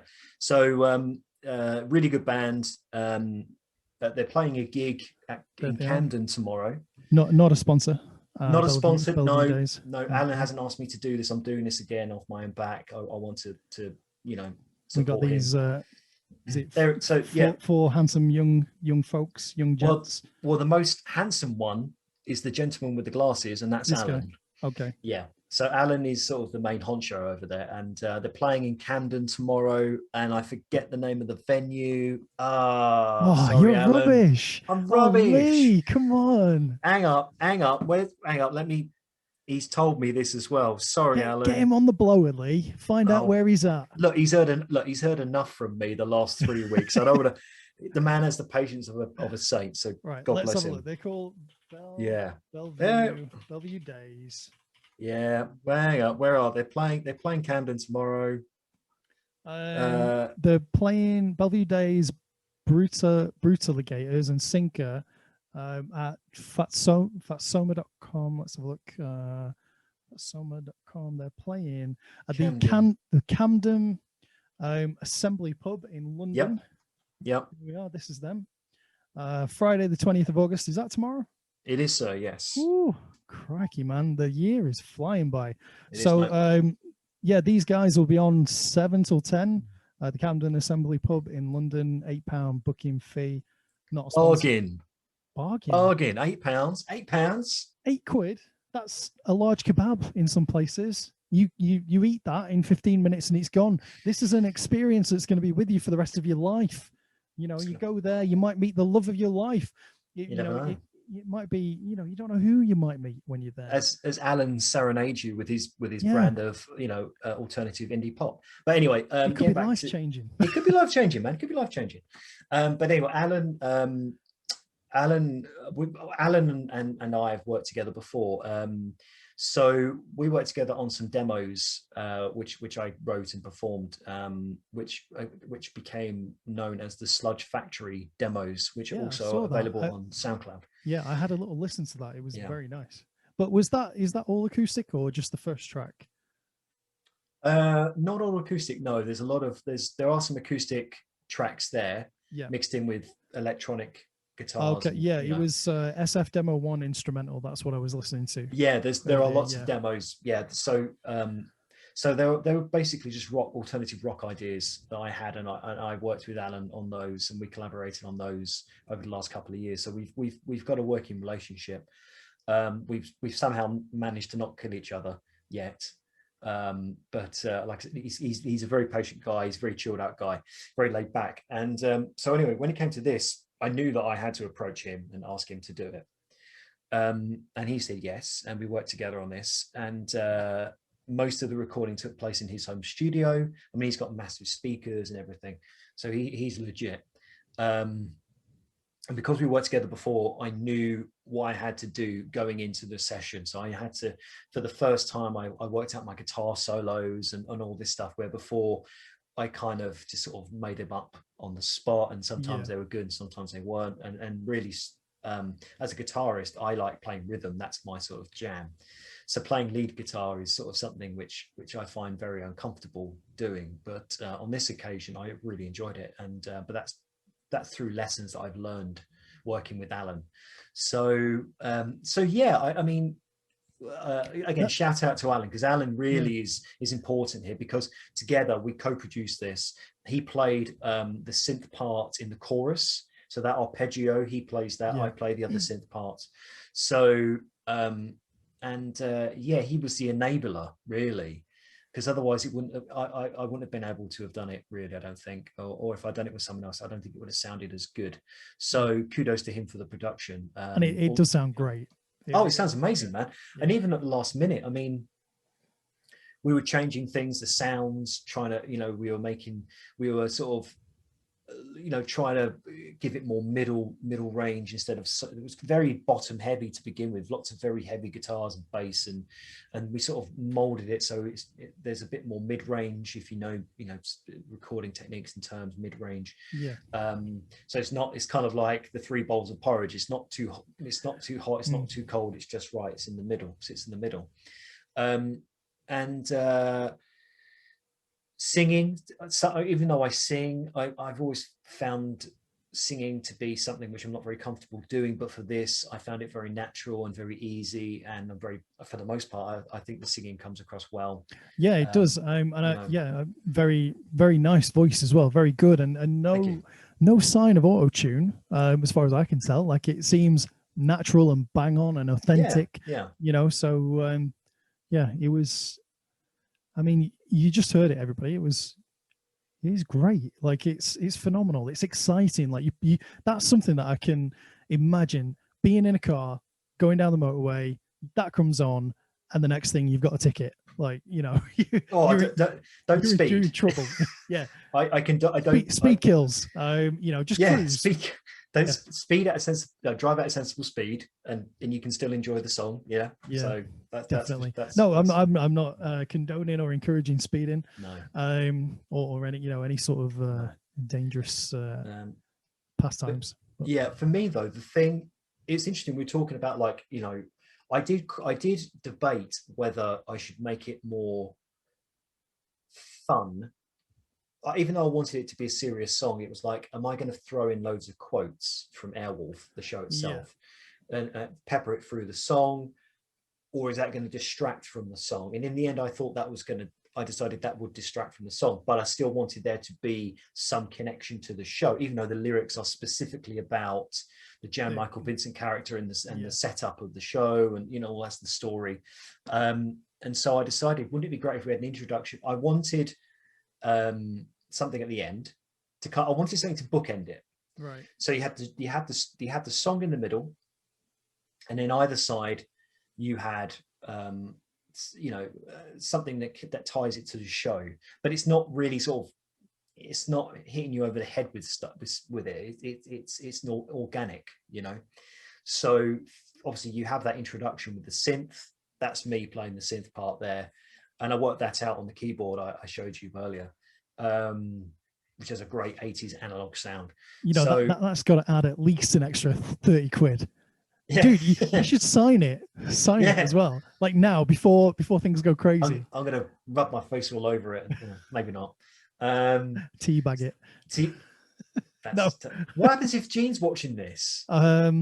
Yeah, it's a good point. Sorry, I don't know. Gene. No, it's a keyboard. It's a keyboard. It's a keyboard. It's cool. Yeah. I'm thinking more about the teabagging thing. I don't think Jean's from America. I don't think she'll understand what that means. Mate, She's Google. She's a different generation. Okay. She's a classy lady, that's what she is. Yeah, very nice. We'll talk about Jean later. Very beautiful. Yeah, well. still. Yeah. She was then, she is now. But yeah, so for me, everything was working pretty well. Going back and forwards, recording, listening to it, giving notes, going back, changing things up. But for me, it wasn't until we did that intro. That intro for me, by the way, everything was worked out in advance, where the quotes were going to go, what the sound effects was going to be. I had to source stuff, putting my phone up to my laptop speaker, trying to record the sound off the DVDs and all that stuff. I mean, that opening section between Archangel and String is from the pilot film, which explains the setup regarding SinJin. Yeah. And ironically, so we recorded the synth. Okay, that I just winged it, really. Just went by the feels. And then we were trying to use other samples, but unfortunately, because there was music in the samples, it didn't mesh with what we had. And luckily, though, I had that clip from the pilot episode, and we basically went and perfect fit, perfect length. It fitted, it matched the music, and there was no pre-thinking involved there. It wasn't as if I was playing it knowing I was going to use that particular sample and sync it up and stuff. So for me, again, the gods were talking. It's like, this is meant to be, this is meant to go here. And then we brought in the because that weird sound you can hear that creeps in is feedback, is guitar feedback. Okay. So it's kind of emphasizing the chaos of the situation. And then obviously at the very end, it merges and morphs into the Airwolf rising, the opening of the show, the titles. And that was an 11th hour thing, because I felt like we really should have something that Airwolf sound is so iconic. So the way we had the feedback coming in underneath the synth, and then obviously it merges into the Airwolf rising sound, that woo thing. And I just thought that was such a perfect blending of sounds and styles, and with the dialogue as well, what they were talking about, the seriousness of the situation. And I just thought that intro, as much as I love the song itself, that intro for me is just, that sets it up, because you listen to it building, and you listen to what they're saying, and it's telling you everything you need to know about the song. Yeah. So when you hear the lyrics, you go, oh yeah, because of what they were talking about in the intro.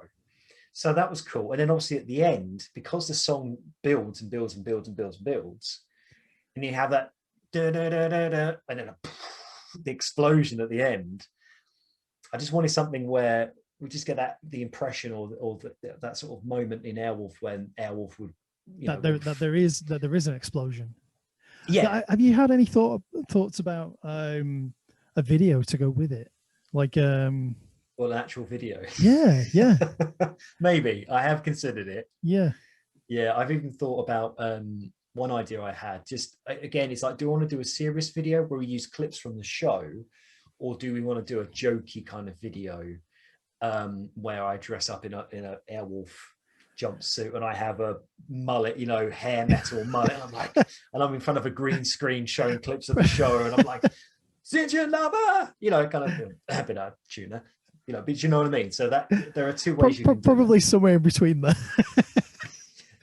Somewhere in between those two. Back of the head kind of thing.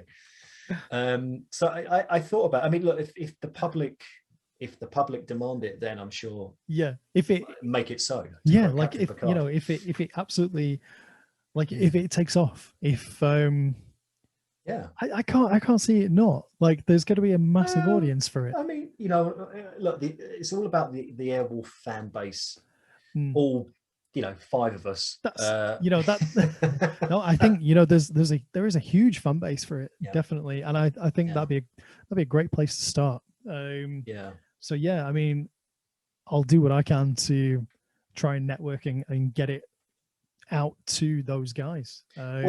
Yeah, thank you, man. I appreciate that. And obviously, Gene, and a little bit. I mean, I don't know. I've had that podcast with her, or a couple of podcasts, and we're friends on Facebook, so I can send her a message. But so we should explain for those who don't. It's Jean Bruce Scott, who played. Oh God, why am I forgetting her name? Caitlin. Sorry, I had a moment there. Caitlin, bit of a brain fart. He played Caitlin in the second and third seasons of the show. Caitlin O'Shaughnessy. Yes, 44 episodes, 1984 to 1986. Yeah, and the sad thing is, with the exception of Morella, the actress who plays Morella, which is Deborah Pratt. Yes, those are the last two cast members from the original, cast, the regulars, I should say, who are still alive, who are still with us. I didn't realize until today when I went on Airwolf on Google and I was having a look. I didn't realize that Jan Michael Vincent had passed away. Yeah. Oh man. Yeah. I didn't. I thought that he was still around. But yeah, 20 years ago, 2019. Yeah, it was just before COVID, I think. Oh man, I mean that's why obviously at the beginning of the video I dedicate the song to their memories. But Jan Michael Vincent, man, I mean, talk about fall from grace and what can go wrong when you have everything. I mean, people forget that when Airwolf started, he was the highest paid TV actor at that time. Which, if you consider the shows that were running at that time, Dallas and Magnum PI and all those shows, and it's crazy to think that, but he was. I don't know if that was the case all the way through the show or if it was just for that first season. Yeah. But and I was going to say, Jean is she's in Magnum PI as well. Well, that's where I saw the interview when you're talking about the episode, the opening of series 3, and that great shot of her in the naval outfit with the glasses and looking a bit like Deirdre Rashid from Coronation Street, I was going to say Barlow.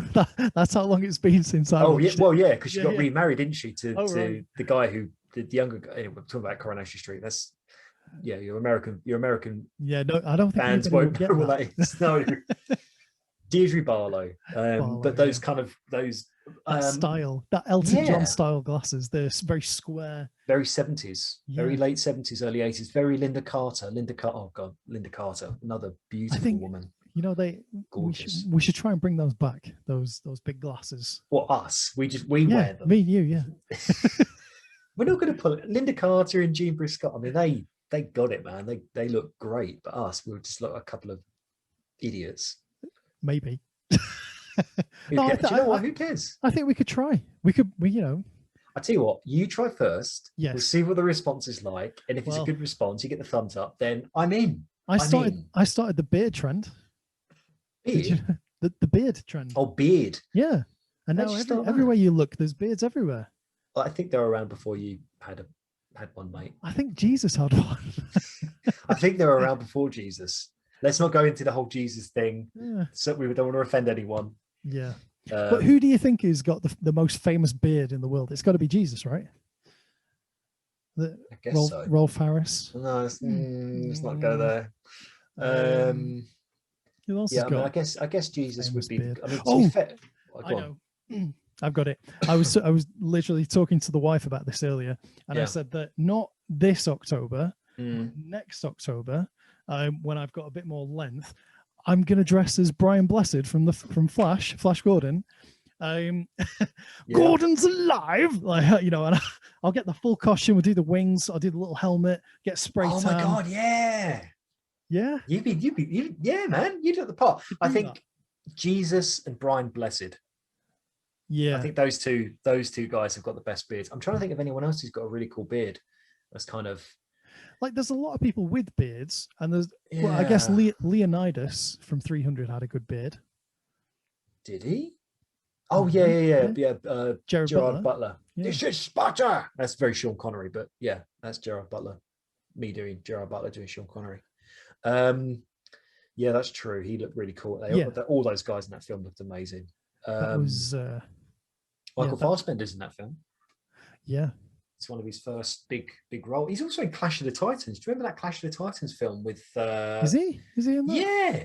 The one that came out about 10 years ago. He's in that. He's one of the group of guys who goes off on their quest. Do you think you know the guy from Clash of the Titans, the main guy? Yes, the actor's called. Australian actor, yeah. Yeah. I can't remember his name. He's in I can't tell you his name, but I can tell you every film he's in. So Clash of the Titans, Avatar, Terminator Salvation, Avatar. Yeah. So I was going to say, do you think James Cameron's just got that kid in cryo freeze? Because I haven't seen him like since the last Avatar film. Yeah, well, he's in the new Avatar films, isn't he? Exactly, but that's what 20 years ago now. So his career never really took off. So I think they were trying to. There's been lots of commentary and critique on what happened. So everything I'm about to say is based on that, so I can be wrong. But from what I gather, it was a case of Sam Worthington. Yeah, that's an actor's name. Yeah. Sam, if you're watching, I am a fan. This isn't a dig at you, mate. So I like Sam Worthington. Is he Laurence Olivier? No. But is he good at what he does? I think he is. He's an action star. Yeah, I mean, he's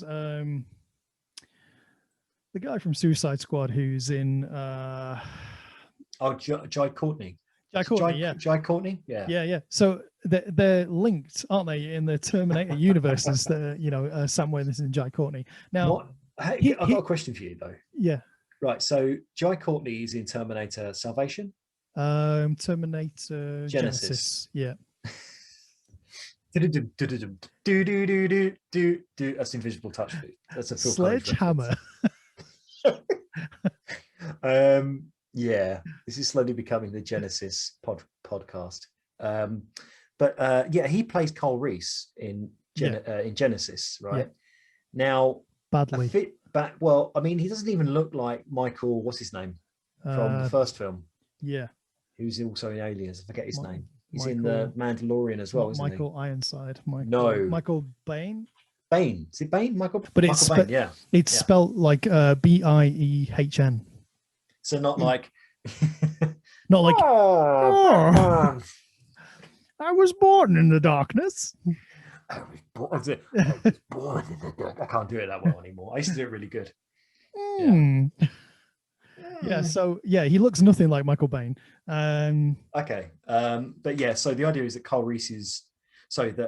Jai Courtney's Cole Reese is the same version as Michael Bain's. It's complete nonsense because Jai Courtney's looking really like, kind of. He looks like he's done a few tours over in the Mid-East. Yeah. Whereas Michael Bain looks like he's come from the apocalypse, where there's not. There's not a lot of food. He looks strung out. They're both soldiers, but you can see that one of them has actually struggled and one of them looks like he's got steroids. Yeah. Or at least a healthy source of protein. But anyway, my question to you, Lee, was, is Sam Worthington a poor man's Jai Courtney, or is Jai Courtney a poor man's Sam Worthington? Oh man, I don't want to. Because those guys, they should be twins. I don't really give an answer to that question because let's be honest, they're not going to be watching this. No. But then again, you never know. I don't want to be the guy who's like, this person's this and this person's that, because that's really unfair. Are they both from Australia? Yes, I believe so. Yeah. Okay. I believe so. Look, I think they're from the colonies. You can say whatever you want. It's fine. Okay, we're all cousins, aren't we? I guess. Yeah. So I would definitely say that Jai Courtney's had more success than Sam Worthington. Recently. But then Sam Worthington was until very recently, last few years, the biggest grossing film of all time. Yeah. So I think for the moments where they shone, they were the best version of themselves. Yeah. Wow, are you considering a career in politics? That was amazing. Thank you. Yeah, wow. I like both of them. They're both. Look, I'm not going to get on the hate wagon when it comes to actors, really, because no, definitely not. And I've got to say that I know that it gets a lot of hate, but I love Terminator Genesis. I think it's awesome, and I like Salvation. I think that I won't go that far. well, maybe not Salvation. Well, I stop after number 2. Yeah, you could. Yeah. No, just yeah. Well, I'm not even going to mention Dark Fate. I almost didn't even finish it. Did you watch it? No, I've not watched a Terminator film since. Oh God, what's it called with Sam Terminator Worthington? 2. No, the one with, Neither has anybody else. Nobody else has Christian watched Bale. Yeah, nobody else has watched a Terminator film since T2 either. No, what's the one that was directed by McGee? Salvation. Yeah. Salvation. I think Salvation has some nice moments to it. Actually, I think talking about Jai Courtney not looking like Michael Baine's Cole Reese. What's his name? The actor who died, who was in Star Trek films. Who plays Cole Reese in Salvation? Oh yeah, God bless him. Anton Yelchin. Yeltsin, yeah, that was a very sad death. But yeah, him playing Cole Reese, he looked then like a very young Michael Bain. Definitely, Perfect casting there. And I don't want to say it's an impression of Michael Bain that he's doing. No, he's just playing it or saying the words or the phrases, or he's playing his lines as Michael Bain would in that character. Yeah, he was good. It's a real shame. That could have happened to anybody, like that almost happened to me when I was 16, 17. Oh, wow. I went industrial cleaning in a Philips TV making factory where they made TV screens. And it's a very long story about how I got that job. But they had this great big floor cleaning machine. So imagine like, I don't know, like almost like a ride-on lawnmower, but it's not ride-on. And you just press a thing forward, like a throttle, and it would go forward or back. And it polishes the floor and cleans it and dries it as it goes along. I was taking it through this door, and I accidentally hit the reverse on it, and I crushed myself up against the door, and I had the full pressure of the motor, the electric motor of this thing. Oh, I crushed me. I was like, oh my God. And I can see how that kind of death can quite easily happen. Like if you're not, I mean, how does, it's very weird, isn't it? God rest him, for the car just to roll backwards on the drive. It was a bit weird. Accidents happen. Yeah. To the best of us and the worst of us. So too soon. Yeah, he was an actor on the rise, and it's a shame. But then it's like with so many actors who die young. You have that body, or musicians too. You have that body of work to look back and reflect on and appreciate. River Phoenix, just a bit more. River Phoenix, Heath Ledger. Yeah, all the greats, man. A lot of the greats, died young. Talking of the greats who are still with us, you yourself are an actor, yeah? Sorry. Oh, me, right. Okay, right. Okay. Yeah, I've acted a bit. Yeah. I've acted on and off stage and screen and stuff. Nothing big. So how long have you been doing that, and how did you get into that? Did you start off as an extra, or did you go to theatre school? Oh, it's a long story, mate. I'll keep it short then. So, I mean, I started acting really in primary school. I remember being cast in the lead play, Mr. Brown's Garden, in year 2. And I was like, oh, this is quite nice. It's quite cool. And then sort of during secondary school, I was in acting class. I wasn't one of the when they put on the plays each term, the theatre society. I was never really into that. I always thought those people, at that time anyway, were sort of sniffing each other's farts, to be honest, and I was not really into it. But obviously we did productions in class. It's an acquired taste. It is an acquired taste, yeah. Like jazz and olives. Especially when you bring them all together. So I felt like I like acting, and I was actually, as well as acting, I was really into writing, and writing is something that I don't do enough of, but I've done a fair bit in the past with different levels of success. So yeah, I mean I've always been interested in the creative arts since primary school, really, which has been a blessing and a curse for different reasons. And so, yeah, with acting, I've kind of done it on and off over the years. Now, regarding any sort of professional training, I mean, I have taken classes in my time. I did attend a sort of semi-known acting school for about 4 weeks, and then I left because I didn't like it. Interestingly, one of the actors who was in my class has since gone on to become a very big up and coming performer, presence in the UK film and TV scene. Who are they? Come on, let's dob them in. Oh, okay. Her name's Lydia West. Okay. And she was in the series Years and Years. She was in the recent version of Dracula that I think was over Christmas this year or last year. She was in, what else was she in? It's a Sin on Channel 4. What didn't you like about it? Was it, I know that drama teachers, they make you do some odd things. Was it? Yeah, well, it's a bit of a weird one.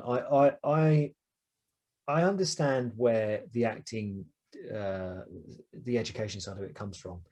I do think you need to have some kind of training, of some kind. It's like any qualification or career, or you need to have some kind of basic training. I do sometimes feel though with acting, the problem I have as an actor, or had when I was acting more in the past, was there's that tendency to overthink things. I mean, I'm an overthinker anyway. So when it comes to something like acting, there's what they call the process, how to act, thinking about your character's story beat, where they are in the story and in the plot at that particular moment. And the physicality of the part as well, how to hold your posture, your face.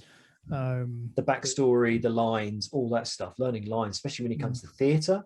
Now, between the two, I prefer theatre just because you have more time through how many performances you do to actually get into the character and to actually sort of slip into that skin. And saying the lines is like drinking water or breathing air. It becomes secondary. Like teaching, when you know a subject, it's just it's just in there and it comes out. For sure. It's something that's just natural to you. It's like water off a duck's back. So with the education thing, I wasn't there very long because I'm not going to name the school. I don't want to get into trouble. But I didn't think they were very good when it came to the organising and the communication.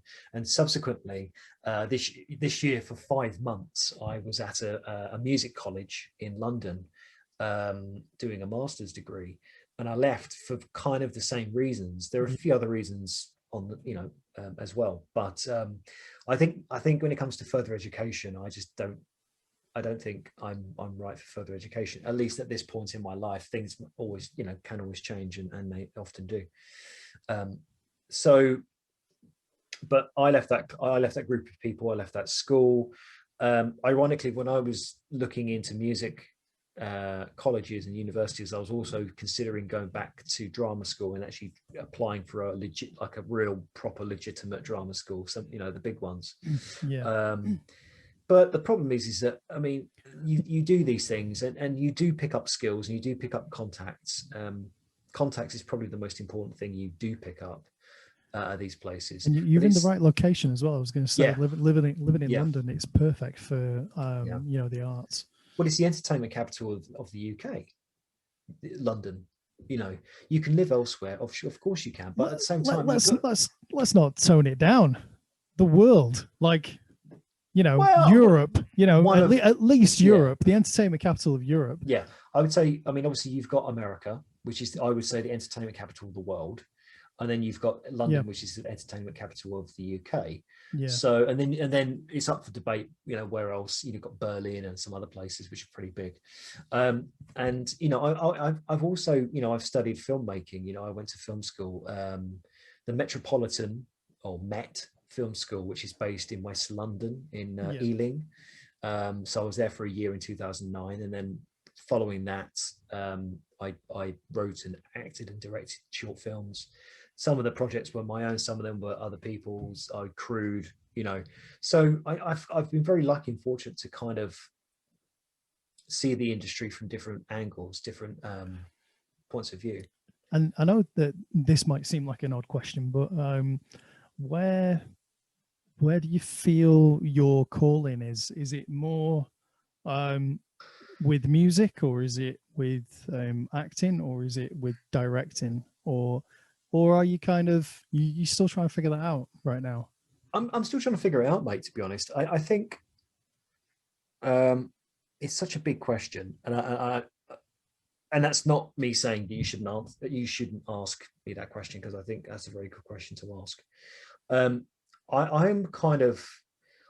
kind of blessed and cursed that I'm interested in many different things, in that, you know, sometimes I will pursue one course, artistic creative course, and then suddenly I'll move on to something else. And again, that's a good thing and a bad thing. It keeps things fresh, but at the same time, sometimes you need to be consistent and persistent with one thing to actually achieve anything, I think, sometimes anyway.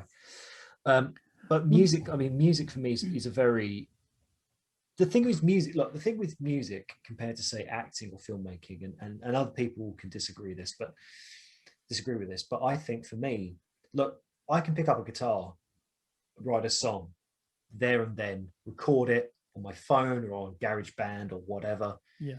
Boom, post it. It's there. It's spontaneous. It's instant. Yeah, whatever it is. It's instantainment. Instantaneous. That's the word. Thank you. No. Instantainment. We've made a new word. Instantainment. Yeah. Entertainment that's instant. And it's, for the most part, it's relatively, with the exception of maybe buying an instrument, it's relatively cheap. Whereas if you act, I mean, of course you can film yourself acting and you can post it online, and you can do things now on iMovie or whatever, you know, Final Cut Pro, whatever you use. I mean, I will say the technology has now made it much easier for people to create content. Like fan films, you know, fan fiction, you know, Star Wars and Batman and all that sort of stuff. It populates YouTube. Yeah, but I will say this. So obviously, referring back to what I said earlier about what's happened with SinJin Lover. I mean, SinJin Lover's only been out for 24 hours, maybe more, and the fan reaction from people like yourself has been really great. Yeah, and I have thought about the idea of making this a sort of semi-consistent thing, which is writing songs based on pop culture, pop culture references. Yeah, talking, writing and creating music that's based on things which I grew up enjoying and loving, that other people did, so that other people can connect with too. What do you think? What are your thoughts on animation? Like, would you ever think about, like you said that you enjoy writing, and then obviously you got the music. What about creating a new animation? Funny enough, when I was like a Rick and Morty, or like a, you know. Yeah, maybe. Well, the funny thing was, when I was really into my filmmaking, there was a period of time for a number of years when I was really committed to filmmaking, but nothing was really happening for one reason or another. And there was a time when I tried to make a short animation with an animator who in the end sort of mucked me around a bit. And it was a shame, because it was about this shopping trolley. What was it called? Off their trolley? I can't remember what it's called now. But it was about the shopping trolley, which was sort of discarded. And it went on a bit of an adventure by itself. And in the end, it met up with a female, because the trolley was sort of male. And then it met up with, it fell in love with a female trolley. And then it sort of went off into the sunset. It was like this cute little 5-minute animated film. So that's my only foray into animation. But I have thought about recently, obviously now having done SinJin Lover, something like writing, because I've worked on musicals. When I used to work in the West End as an usher and a crewman, and I was lucky enough to work on the first year of a musical called Beautiful, the Carole King musical, which was the story of Carole King, the singer-songwriter from America. And I was very lucky to kind of, be part of that for the first year. And I kind of thought, one day it would be nice to write. And I should say, I also worked on Phantom of the Opera. So I was there as an usher for 4 months, and listening to that music really inspired me. Coincidentally, the actor who's playing Christine in Phantom now is the first person, I'm not correct, forgive me if this is not the correct term to use, but person of color, to play Christine in the West End in that show, Phantom of the Opera, Lucy St. John. And I know Lucy because she was in the ensemble on Beautiful as one of the singers. So her rise to where she was then to where she is now has been fantastic, and I'm so happy for her. And I'm very proud for her as well. I feel very proud for her. So I always thought, wouldn't it be great if be good to write music for a musical or do soundtrack music. And so with is it Hamilton? Yeah, is that Hamilton. With that, doesn't and then you've got Bat Out of Hell and We Will Rock You. If you have an interest in a particular sound or a particular theme, I think you've hit something there. Exactly. And also another connection between Beautiful and this time Bat Out of Hell. One of the cast from Bat Out of Hell, Danielle Steers, who's now in what's that musical about Henry VIII's wives? Is it Six? Is it called Six? Oh, it's quite big at the moment in the West End. I forget the name of it now. But anyway, there's a musical about the wives of Henry VIII in a more sort of modern contemporary tone, and Danielle Steers is one of the wives.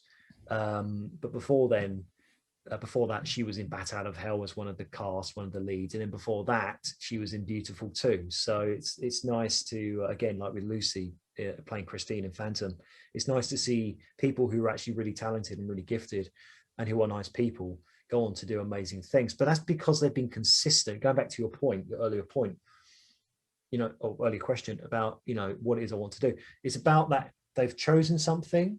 They've pursued it through the good times and the bad, and at the end of it, something's paid off. They've had that break, and because they've committed to something and they've worked hard, and they've the 10,000 hours of practice. That theory, it's hard work meets opportunity equals success. So for them, there's something to learn from them. So with my thing's music, maybe my thing's doing what I've done with SinJin Lover. Maybe that's what I should be pursuing and seeing where that goes. I'm not sure really. Yeah. So do you ever do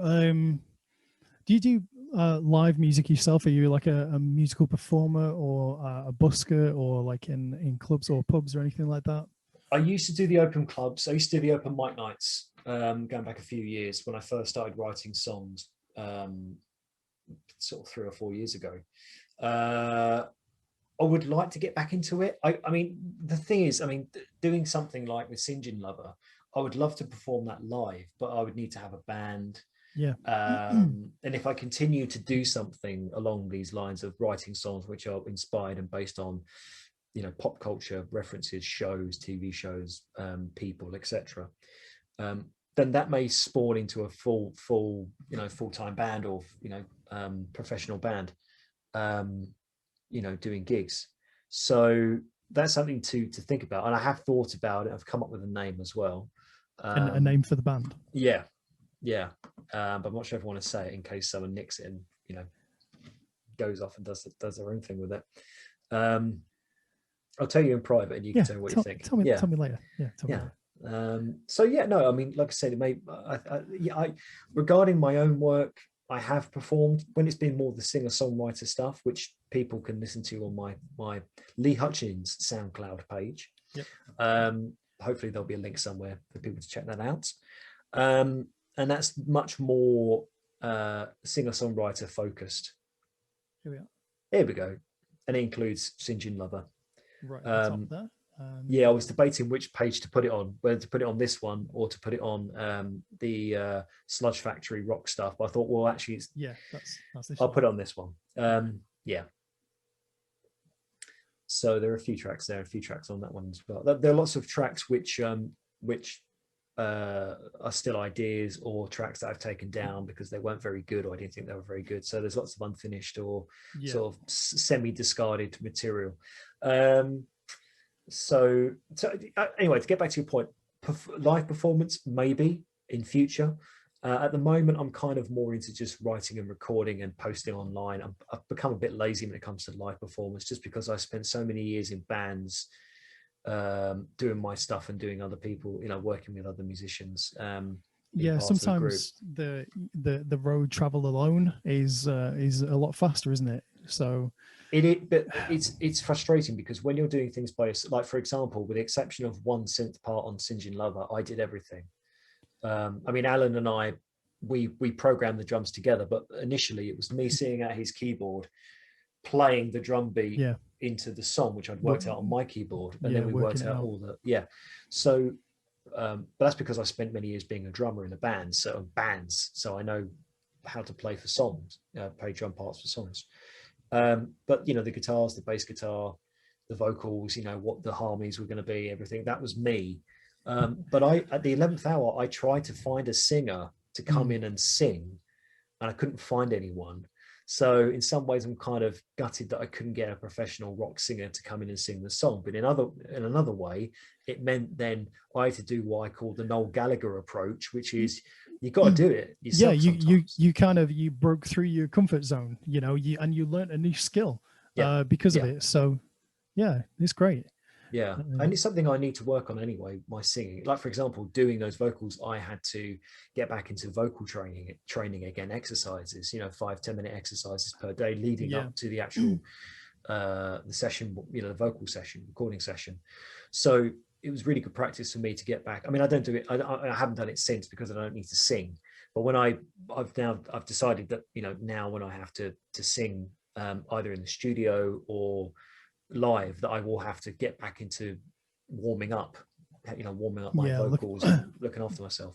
Yeah, you definitely have to, especially if you're practicing or singing every day, every couple of days. It can go very quickly. I used to have an old girlfriend was a singer, so yeah, she always had to do the warm-ups and take the lozenges and stuff afterwards. And the only problem is, because of where I live, I live in a house share in Surrey. So I mean, even like tonight, I've had to say to my housemate, the housemate lives next door to me, because we have a petition wall. Behind this laptop is a petition wall. So before we started, I made sure that she was aware that we're having this conversation and it may go on for a while, so not to upset anyone. But before I got married, and moved in with my beautiful wife Naomi, I lived in a mad house share for years, like 5-6 years, up in Blackpool. And one of the best things about living in a house share is that you're never short on someone to hang out with or to talk to. And if you're there long enough, you see people coming and going, because they've got their own things, and then you make loads of friends, like from all over the place. It's just so good living in a house share. I recommend it to everybody. Even if you're married now, even if you have a mortgage, just leave your wife, go and find a house share, because you will not regret it. Like, no, is that not good? The whole leaving your married wife and kids behind, I don't think that's a good idea.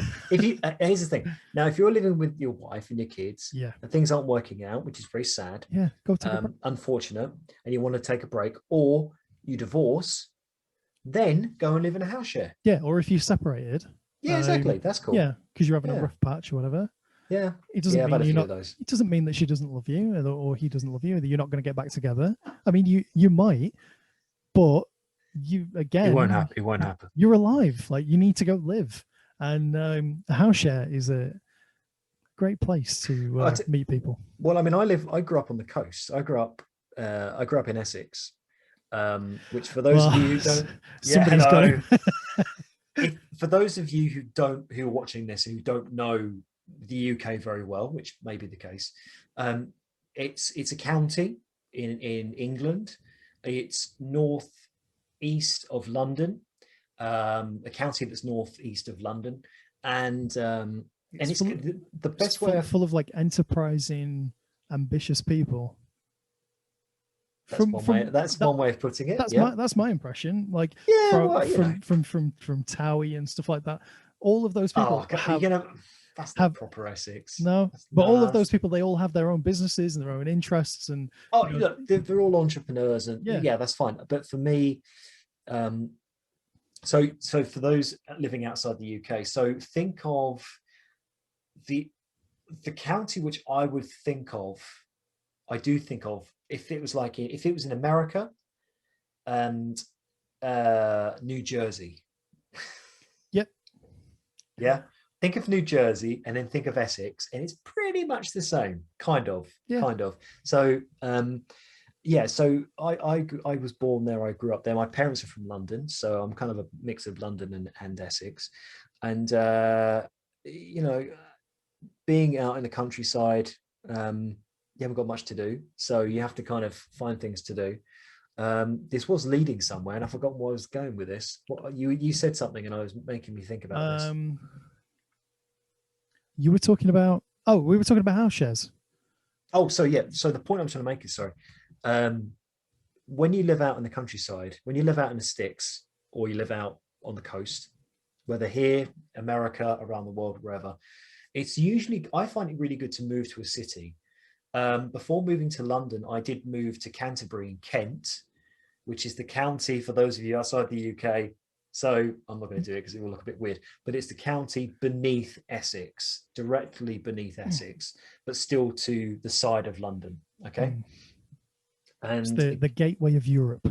The gateway of Europe. It's where Dover, if you know Dover, White Cliffs of Dover, where the port is that leads the Channel Tunnel over to France. Yeah, exactly. And the unfortunate people coming from the continent to here, they end up going through Kent, don't they? Yeah, they have to for the most part. Yeah. Actually, if you go to the Cliffs of Dover and you're looking out when it's nice and sunny and clear, 20 miles across the English Channel, you can see France. You can see the coast. Anyway. And nowhere is that better illustrated than the Blackcurrant Tango advert from the 90s, when that guy gets a complaint, a letter of complaint from he's an executive at Tango, and here we have a letter from Sebastian over in France, and so he starts walking through the office, and then people have started following behind him, and he keeps walking, he's getting angrier and angrier as he's reading this letter. He gets at the White Cliffs of Dover, and he strips off, and he's in a boxing outfit, and he gets his gloves strapped on, and he gets in a ring, and then he goes, he points at France, and he's like, "Come on, Sebastian!" Like,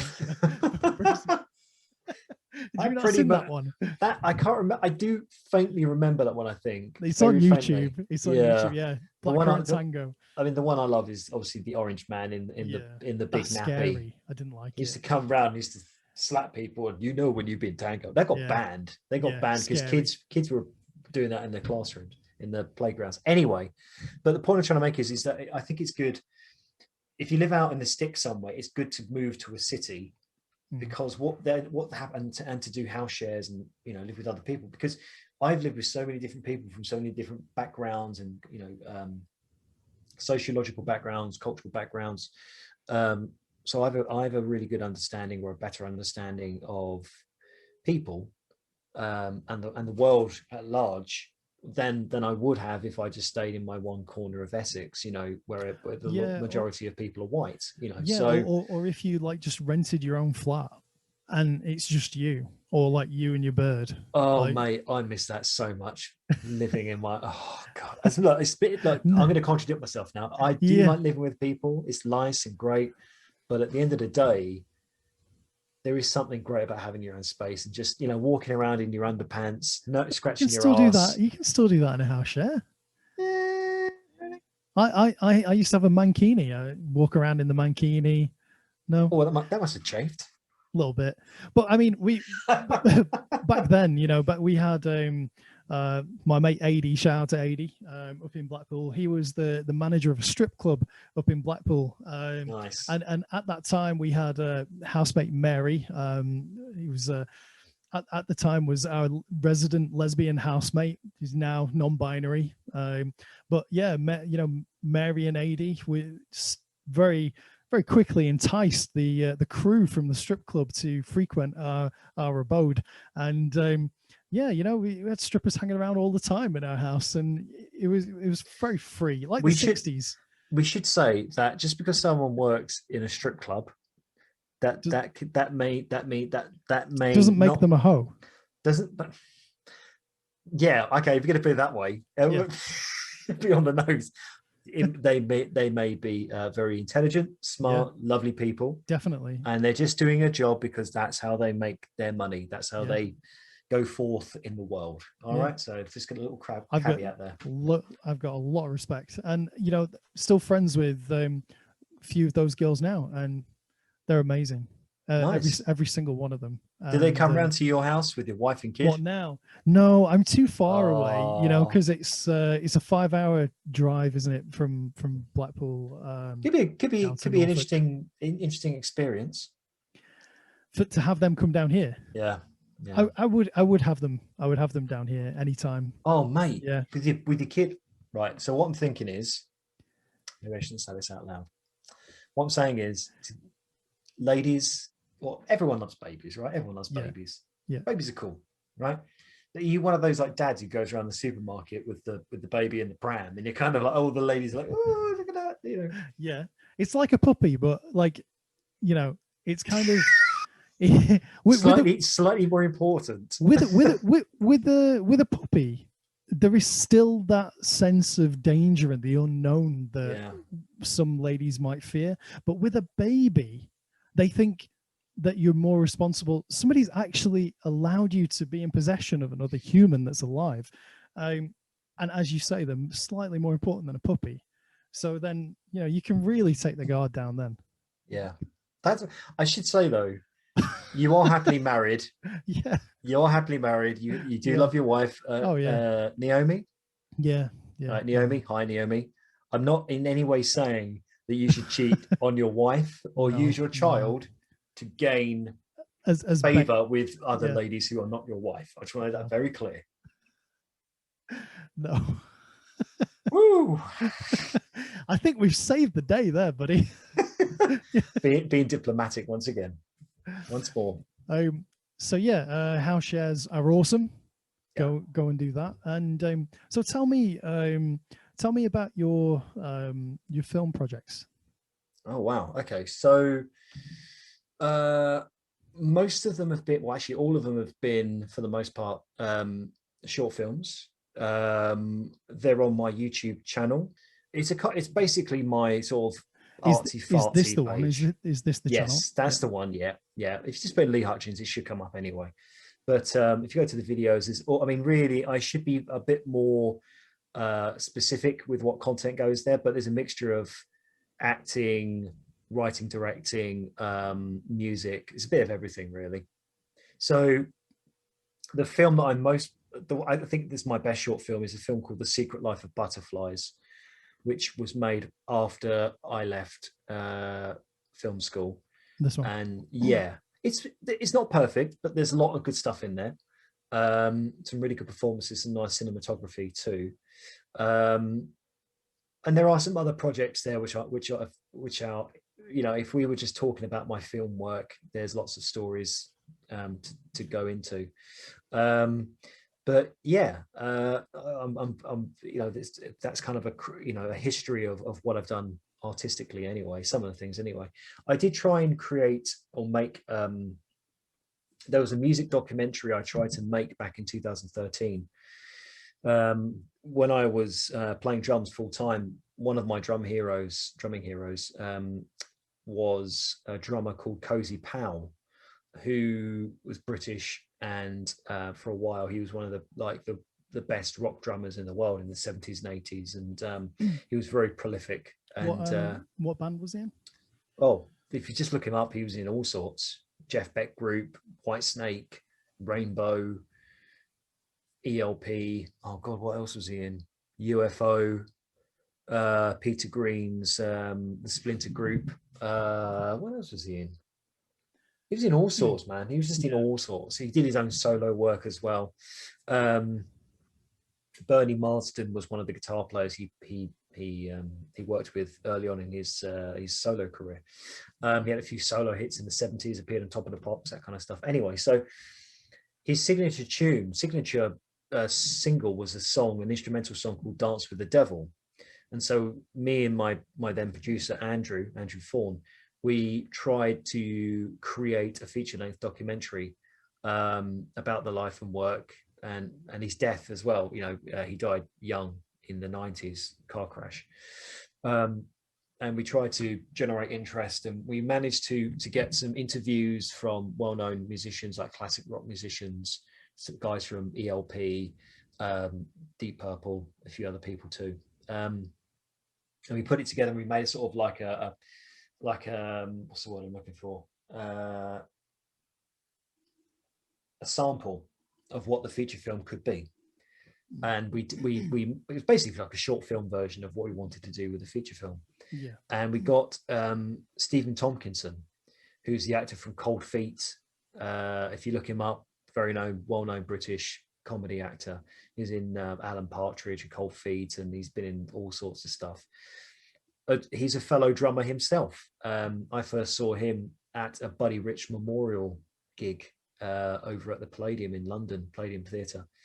And it was after that I contacted him through social media and said, "Oh, I saw you play," because he played drums that evening. He's one of the drummers there, and talked to him about the Cozy Powell documentary. He was interested. He came along and did some voiceover. He narrated the short film, and we've got a copy of it somewhere. We can't post it online for copyright reasons. There's some copyright content which with certain people, but that we went to the Cannes Film Festival in 2013, which, if you're a filmmaker or if you're interested in the film industry, I recommend you go and do at least once, because for the most part it's actually a market. The festival doesn't really have that much impact. That just kind of generates interest for the market itself. So is it the companies looking to pick up new properties? Yeah, basically. We saw, you know, that film Sharknado? Yeah. Right. My friend and I, Andrew, we were probably some of the first people to see that film being advertised. And it was advertised at the Cannes Film Festival in 2013. There was posters of it, right? Because everyone has a booth. So there's a big building where they have the festival. Underneath that is where they have, you know, the market. It's massive space where it's like basically just full of film companies and TV companies. I remember like lots of in my mind, I'm imagining like an exhibition with like tables everywhere. Yeah. Very kind of, I don't want to say grotty, but you kind of like, you see all these marquees and tables, and they've got all their posters and promotional materials out and everything. And it's very unglamorous. You know, it's the real side, the real reality of the film industry. I remember there's like lots of, there's a few Nigerian TV businesses, showing, like, because they had screens, and there would be showing clips of their films and TV shows, and, you know, what they had to sell. And the Nigerian TV stuff was just hilarious. You know, their TV drama is something to behold. Yeah, I need to check that. I think I've seen a bit of that actually on YouTube. Oh, mate, something's hilarious. Something like that, yeah. But they were there, man. I mean, all these different companies from across the world. I remember we saw Sharknado. So the company that made Sharknado, the first Sharknado, they were there. Yeah. I think it's Trauma. I think it's what the company's called. Anyway, so they were there selling their stuff, including Sharknado. We saw the Sharknado poster, and we were like, "What the fuck's that?" Sharknado. Trauma is in like Traumaville. Toxic Avenger. I'm not sure. Maybe sure. Maybe they were known for taking, like, when Transformers came out, the original Transformers, they then made their sort of cheap version, you know, low budget version, and they would sell it on, you know, DVD sales and streaming and all that kind of thing. The craziest thing we saw, apart from Sharknado, there was a poster for a film which I think was made in the 90s that was still trying to be sold, which had Martine McCutcheon from EastEnders, Tiffany, and Patrick Swayze. Wow. Martin McCutcheon, Patrick Swayze together in a film. It actually exists. I didn't make it up. You can go on IMDb or Google. You can find it. It was a film that was made in the 90s. I think it was after Martin McCutcheon left EastEnders the first time, when she was going off to be the big star, which never really happened. Yeah, she became like a pop icon for a short period. Yeah, this is my moment. That was her song. And then she did Love Actually. That was her big sort of film role. Still is really. And then she appeared in the West End, actually, My Fair Lady, where she played the Eliza. Is it Eliza Doolittle? No, Eliza. Is it Doolittle? No. Yeah, Eliza Doolittle in My Fair Lady. The female character who's there, who's like, oh, I geezer, and then she becomes this la-di-da at the end, rises through the ranks of society. Yeah. And she played that character, and I can't say too much, although, right, so when I was working in the West End, I worked with guys and people who'd worked on that show. So they were telling me all the stories of what was going on behind the scenes, and it was all kicking off. That's one of the things I miss about the West End, all the gossiping. It's fantastic. All the shows going on, and you hear all the stories because everyone knows each other, and oh, mate, it's amazing. The money was good too. Yeah. So would you get back into that? What, working in the West End? Yeah. It's very unsociable in terms of the hours and when you work. You work most of the time. You work evenings, and then you'll do your matinee shows twice a week, depending. Usually Thursday and a Saturday. Those were the days for me. Sometimes it's like I think sometimes it falls on a Monday or a Sunday for some people. It's a bit weird. And what are your thoughts on the effect that COVID has had on the West End and on that industry?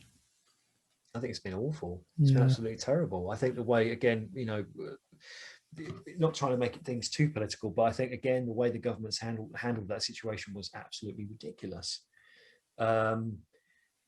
The government, what makes me laugh is, in my opinion, the government are very quick to take credit for the success of, say, the UK film industry or the West End or whatever. But when it comes to actually giving something back in terms of, i.e., financial support, when we're in a period of uncertainty, i.e., the pandemic, they very quickly go silent, and they don't want to know, and it's all sort of every man and woman and person for themselves. So I find that incredibly hypocritical. But then again, I'm not surprised. But I think,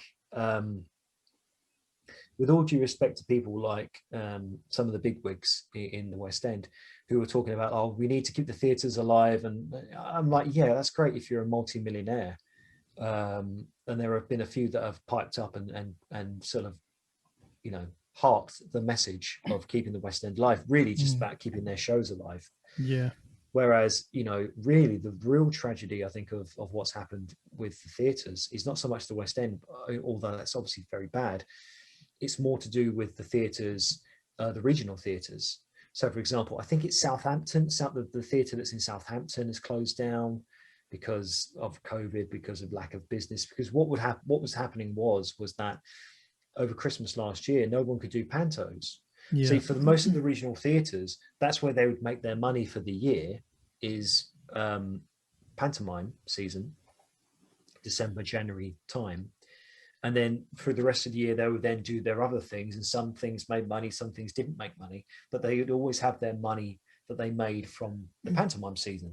Yeah, and because from the families and the children going to watch those shows. Exactly. Yeah. You've got to think, you're selling tickets at, I don't know, however much that they are per person, per child, and you've got families of 3, 4, 5, 6, however many. And very often sold out as well. Yeah, exactly. It's Christmas time. Everyone goes to, I mean, look, we've all been to a pantomime, once in our life. Oh, no, we haven't. Oh, yes, we have. Let's see what you did there. That's synergy, mate. Synergy. So sizzling away there. I think we've done almost 3 hours. How you feeling? We've talked a lot of stuff, and I've had a really good time. And again, I really appreciate you having me on the show, and I hope everyone listening and watching this has had a great time. Yeah, I hope they enjoy it, because I feel like I've been quite comfortable, and I've been probably, I don't know, maybe a bit loose or a bit cheekier than previous shows. I think the comedy's come out quite well tonight. You've been downright insulting. Yeah, I'm your guest. No, all of the opinions expressed from me, they're not my own, like they're yours. So yeah, I'm not responsible. Okay, ladies and gentlemen, that's called passing the buck. Yeah. Yeah. No, but seriously, I've had a really good time, and I just want to say regarding SinJin Lover, please do listen. This is obviously to everyone listening and watching this episode, but please go and watch it. Go and spread the word. If only for the people, the three main lead actors who have passed away and who are no longer with us, which is such a shame, because especially with someone like Jan Michael Vincent. If you don't know anything about Jan Michael Vincent, who played Stringfellow Hawk, a really good actor, a very troubled soul, who is no longer with us, left us far too soon. And if you know anything about his final years, it's heartbreaking what happened to him. And obviously Ernest Borgnine, Hollywood legend, one of the best things to have ever happened to TV and film. And one of the best things about Airwolf, it's not just me who thinks that. Dave and Greg from the Airwolf years, which is available on Spotify. They love Ernest Borgnine and his character Dominic Santini, always constantly making jokes about the food that Dom likes. So Reubens, like the big fat greasy Reubens. Lots of jokes about Reubens. It's hilarious. I don't do it justice. They do it fantastic. And then obviously with Alex Cord passing away, and obviously that's sad. And one of the things from a purely selfish point of view is that Alex Cord will never hear this song. And within a space of a week, I would have loved it if he'd heard the song, but even if he didn't like it, just to get him to listen to it and know that we appreciated everything that he did. But maybe Gene will, and well, that's the thing. Yeah. I mean, I hope there is a chance, maybe Gene will. Let me just check my phone and I'll see. Well, I should say I did post it on Twitter, and I did tag Gene Bruce Scott in the Twitter feed. So, well, I did get a reply from Jackie, who's the curator of the Gene Bruce Scott sort of archive. Gene Bruce Scott archive, which is based on Facebook. And Jackie speaks to Gene on every single day. So I sent them both a very similar message with the link to the song, and I said, I don't know what your taste in music is, but you should check this out. This is rock, and it's based on Airwolf.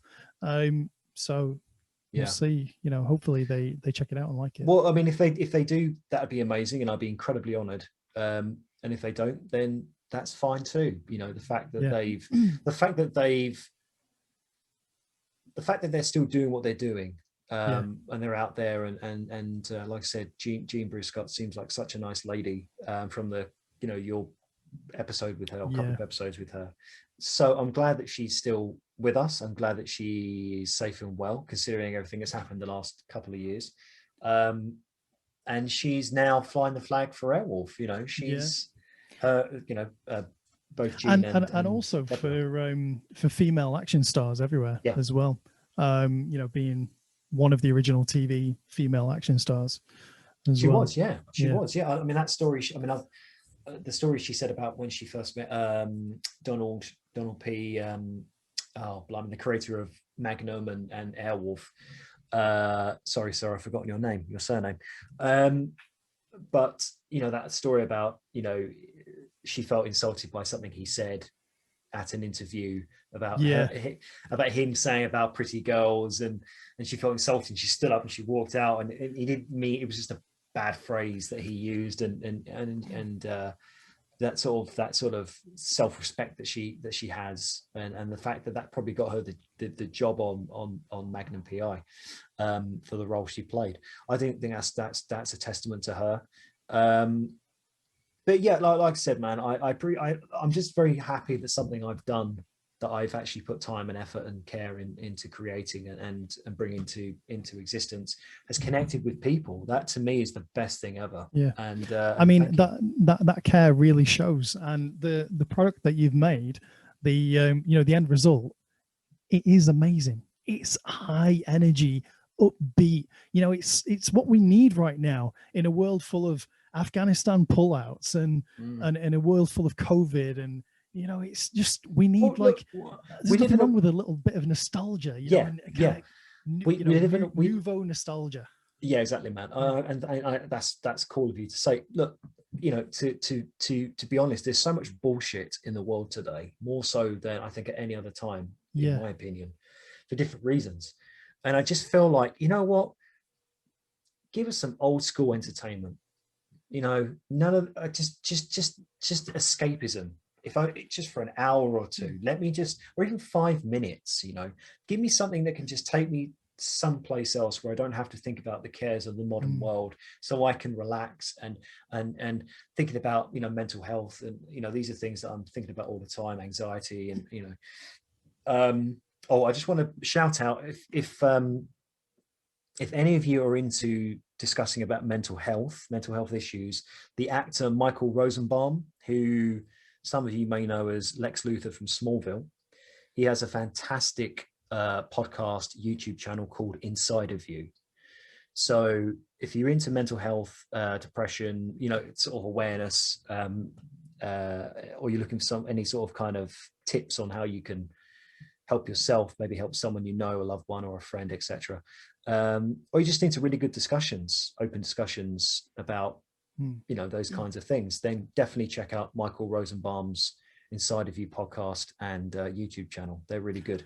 Yeah, and the last episode that I did was with an Australian chap called Rafi, and that episode was we focused on depression, anxiety, mental health, and how to get through things, because he lost a friend to suicide recently, and Rafi had a massive beard, and he cut it off to raise money for the family. So yeah, definitely. But I think that's a wrap. But I think we got it all in, and I just want to say thanks so much, like Lee Hutchings. Just get on YouTube, type in Lee Hutchings, have a look on Twitter, SoundCloud. He's on there. His music's out there. His talent's out there. He is technically, almost the first domino in what is going to be a brand new renaissance, a brand new enlightenment that's going to come out of the pandemic, because the original Renaissance, that sort of sprung out of the Black Plague, because people were locked down. They had time to think. They had time to invest in themselves and their art. And here's Lee reliving it, doing it right now for you. So that's it. Thanks for watching. And Lee, thank you so much for coming on. Hopefully you'll come on again in the future. And, yeah, sure. Yeah, we can chat about something else another time. And it's been an absolute pleasure. I'm gonna hit the pause button. But thanks, man. There's something that I always forget to do, which is don't forget to like and subscribe. They always do that in the videos. And remember to comment. Remember to comment, like, and subscribe. Although if you're from Yorkshire, bastard. Yeah. Or Essex. Or Essex. Well, I was going to say, if you're from Yorkshire and you are offended by my accent, I do apologise now. So just to save you the hassle of writing and complaining, I'm sorry. Okay, I was just trying to make everyone happy. Bastard. Bastard. I think you've bastard. done that. Twat. Bastard. Obadiah Axwell. Bastard. Obadiah. Oh, mummy. Mother. Go watch Sharpe. All of this stuff makes sense if you watch Sharpe. Well, it should do, hopefully. Hope so. Someone's going to watch Sharpe. Either it will, or you've just watched two absolute maniacs grunt at each other for the last few minutes. Mother. Well, I prefer the term artistic genius. So savant is that a good thing? I can never work out whether being a savant is a compliment or an insult. I don't know. What's the Renaissance term when you're a jack of all trades, artistic jack of all trades? Renaissance. You're a Renaissance person, aren't you? Yeah. I think that's what it is, isn't it? A polymath. Polymath. Yeah, polymath. Yeah. That sounds like something out of Alien. No. It's somebody who is talented at lots of different things. Oh, okay. That's okay, you. Well. And you too. You too. Thanks. We just bigged each other up. Hey. Yeah. Wait. High five. My wife's gonna get jealous. Like, we need to. Sorry, Naomi. Sorry. Yeah. Sorry. I'm sure you're lovely and creative and wonderful too. She is. Yeah, she is. Yeah, she's on my Instagram. You can give her a little peek. All right, mate. She's on there. All right. So take it easy, and it's been great, mate. It's been amazing. Let's do this again soon, okay? Yeah. See you later. See you later, mate. All Bye. the best. Bye.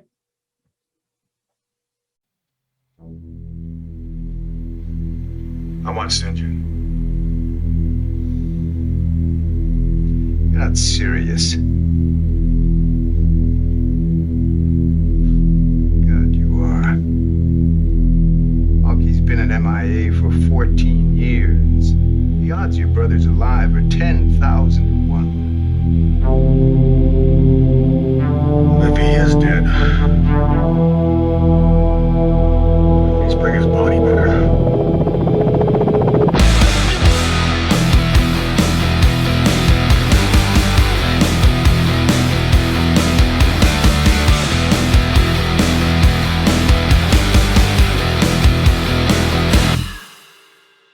He wakes up in the middle of the night, a dripping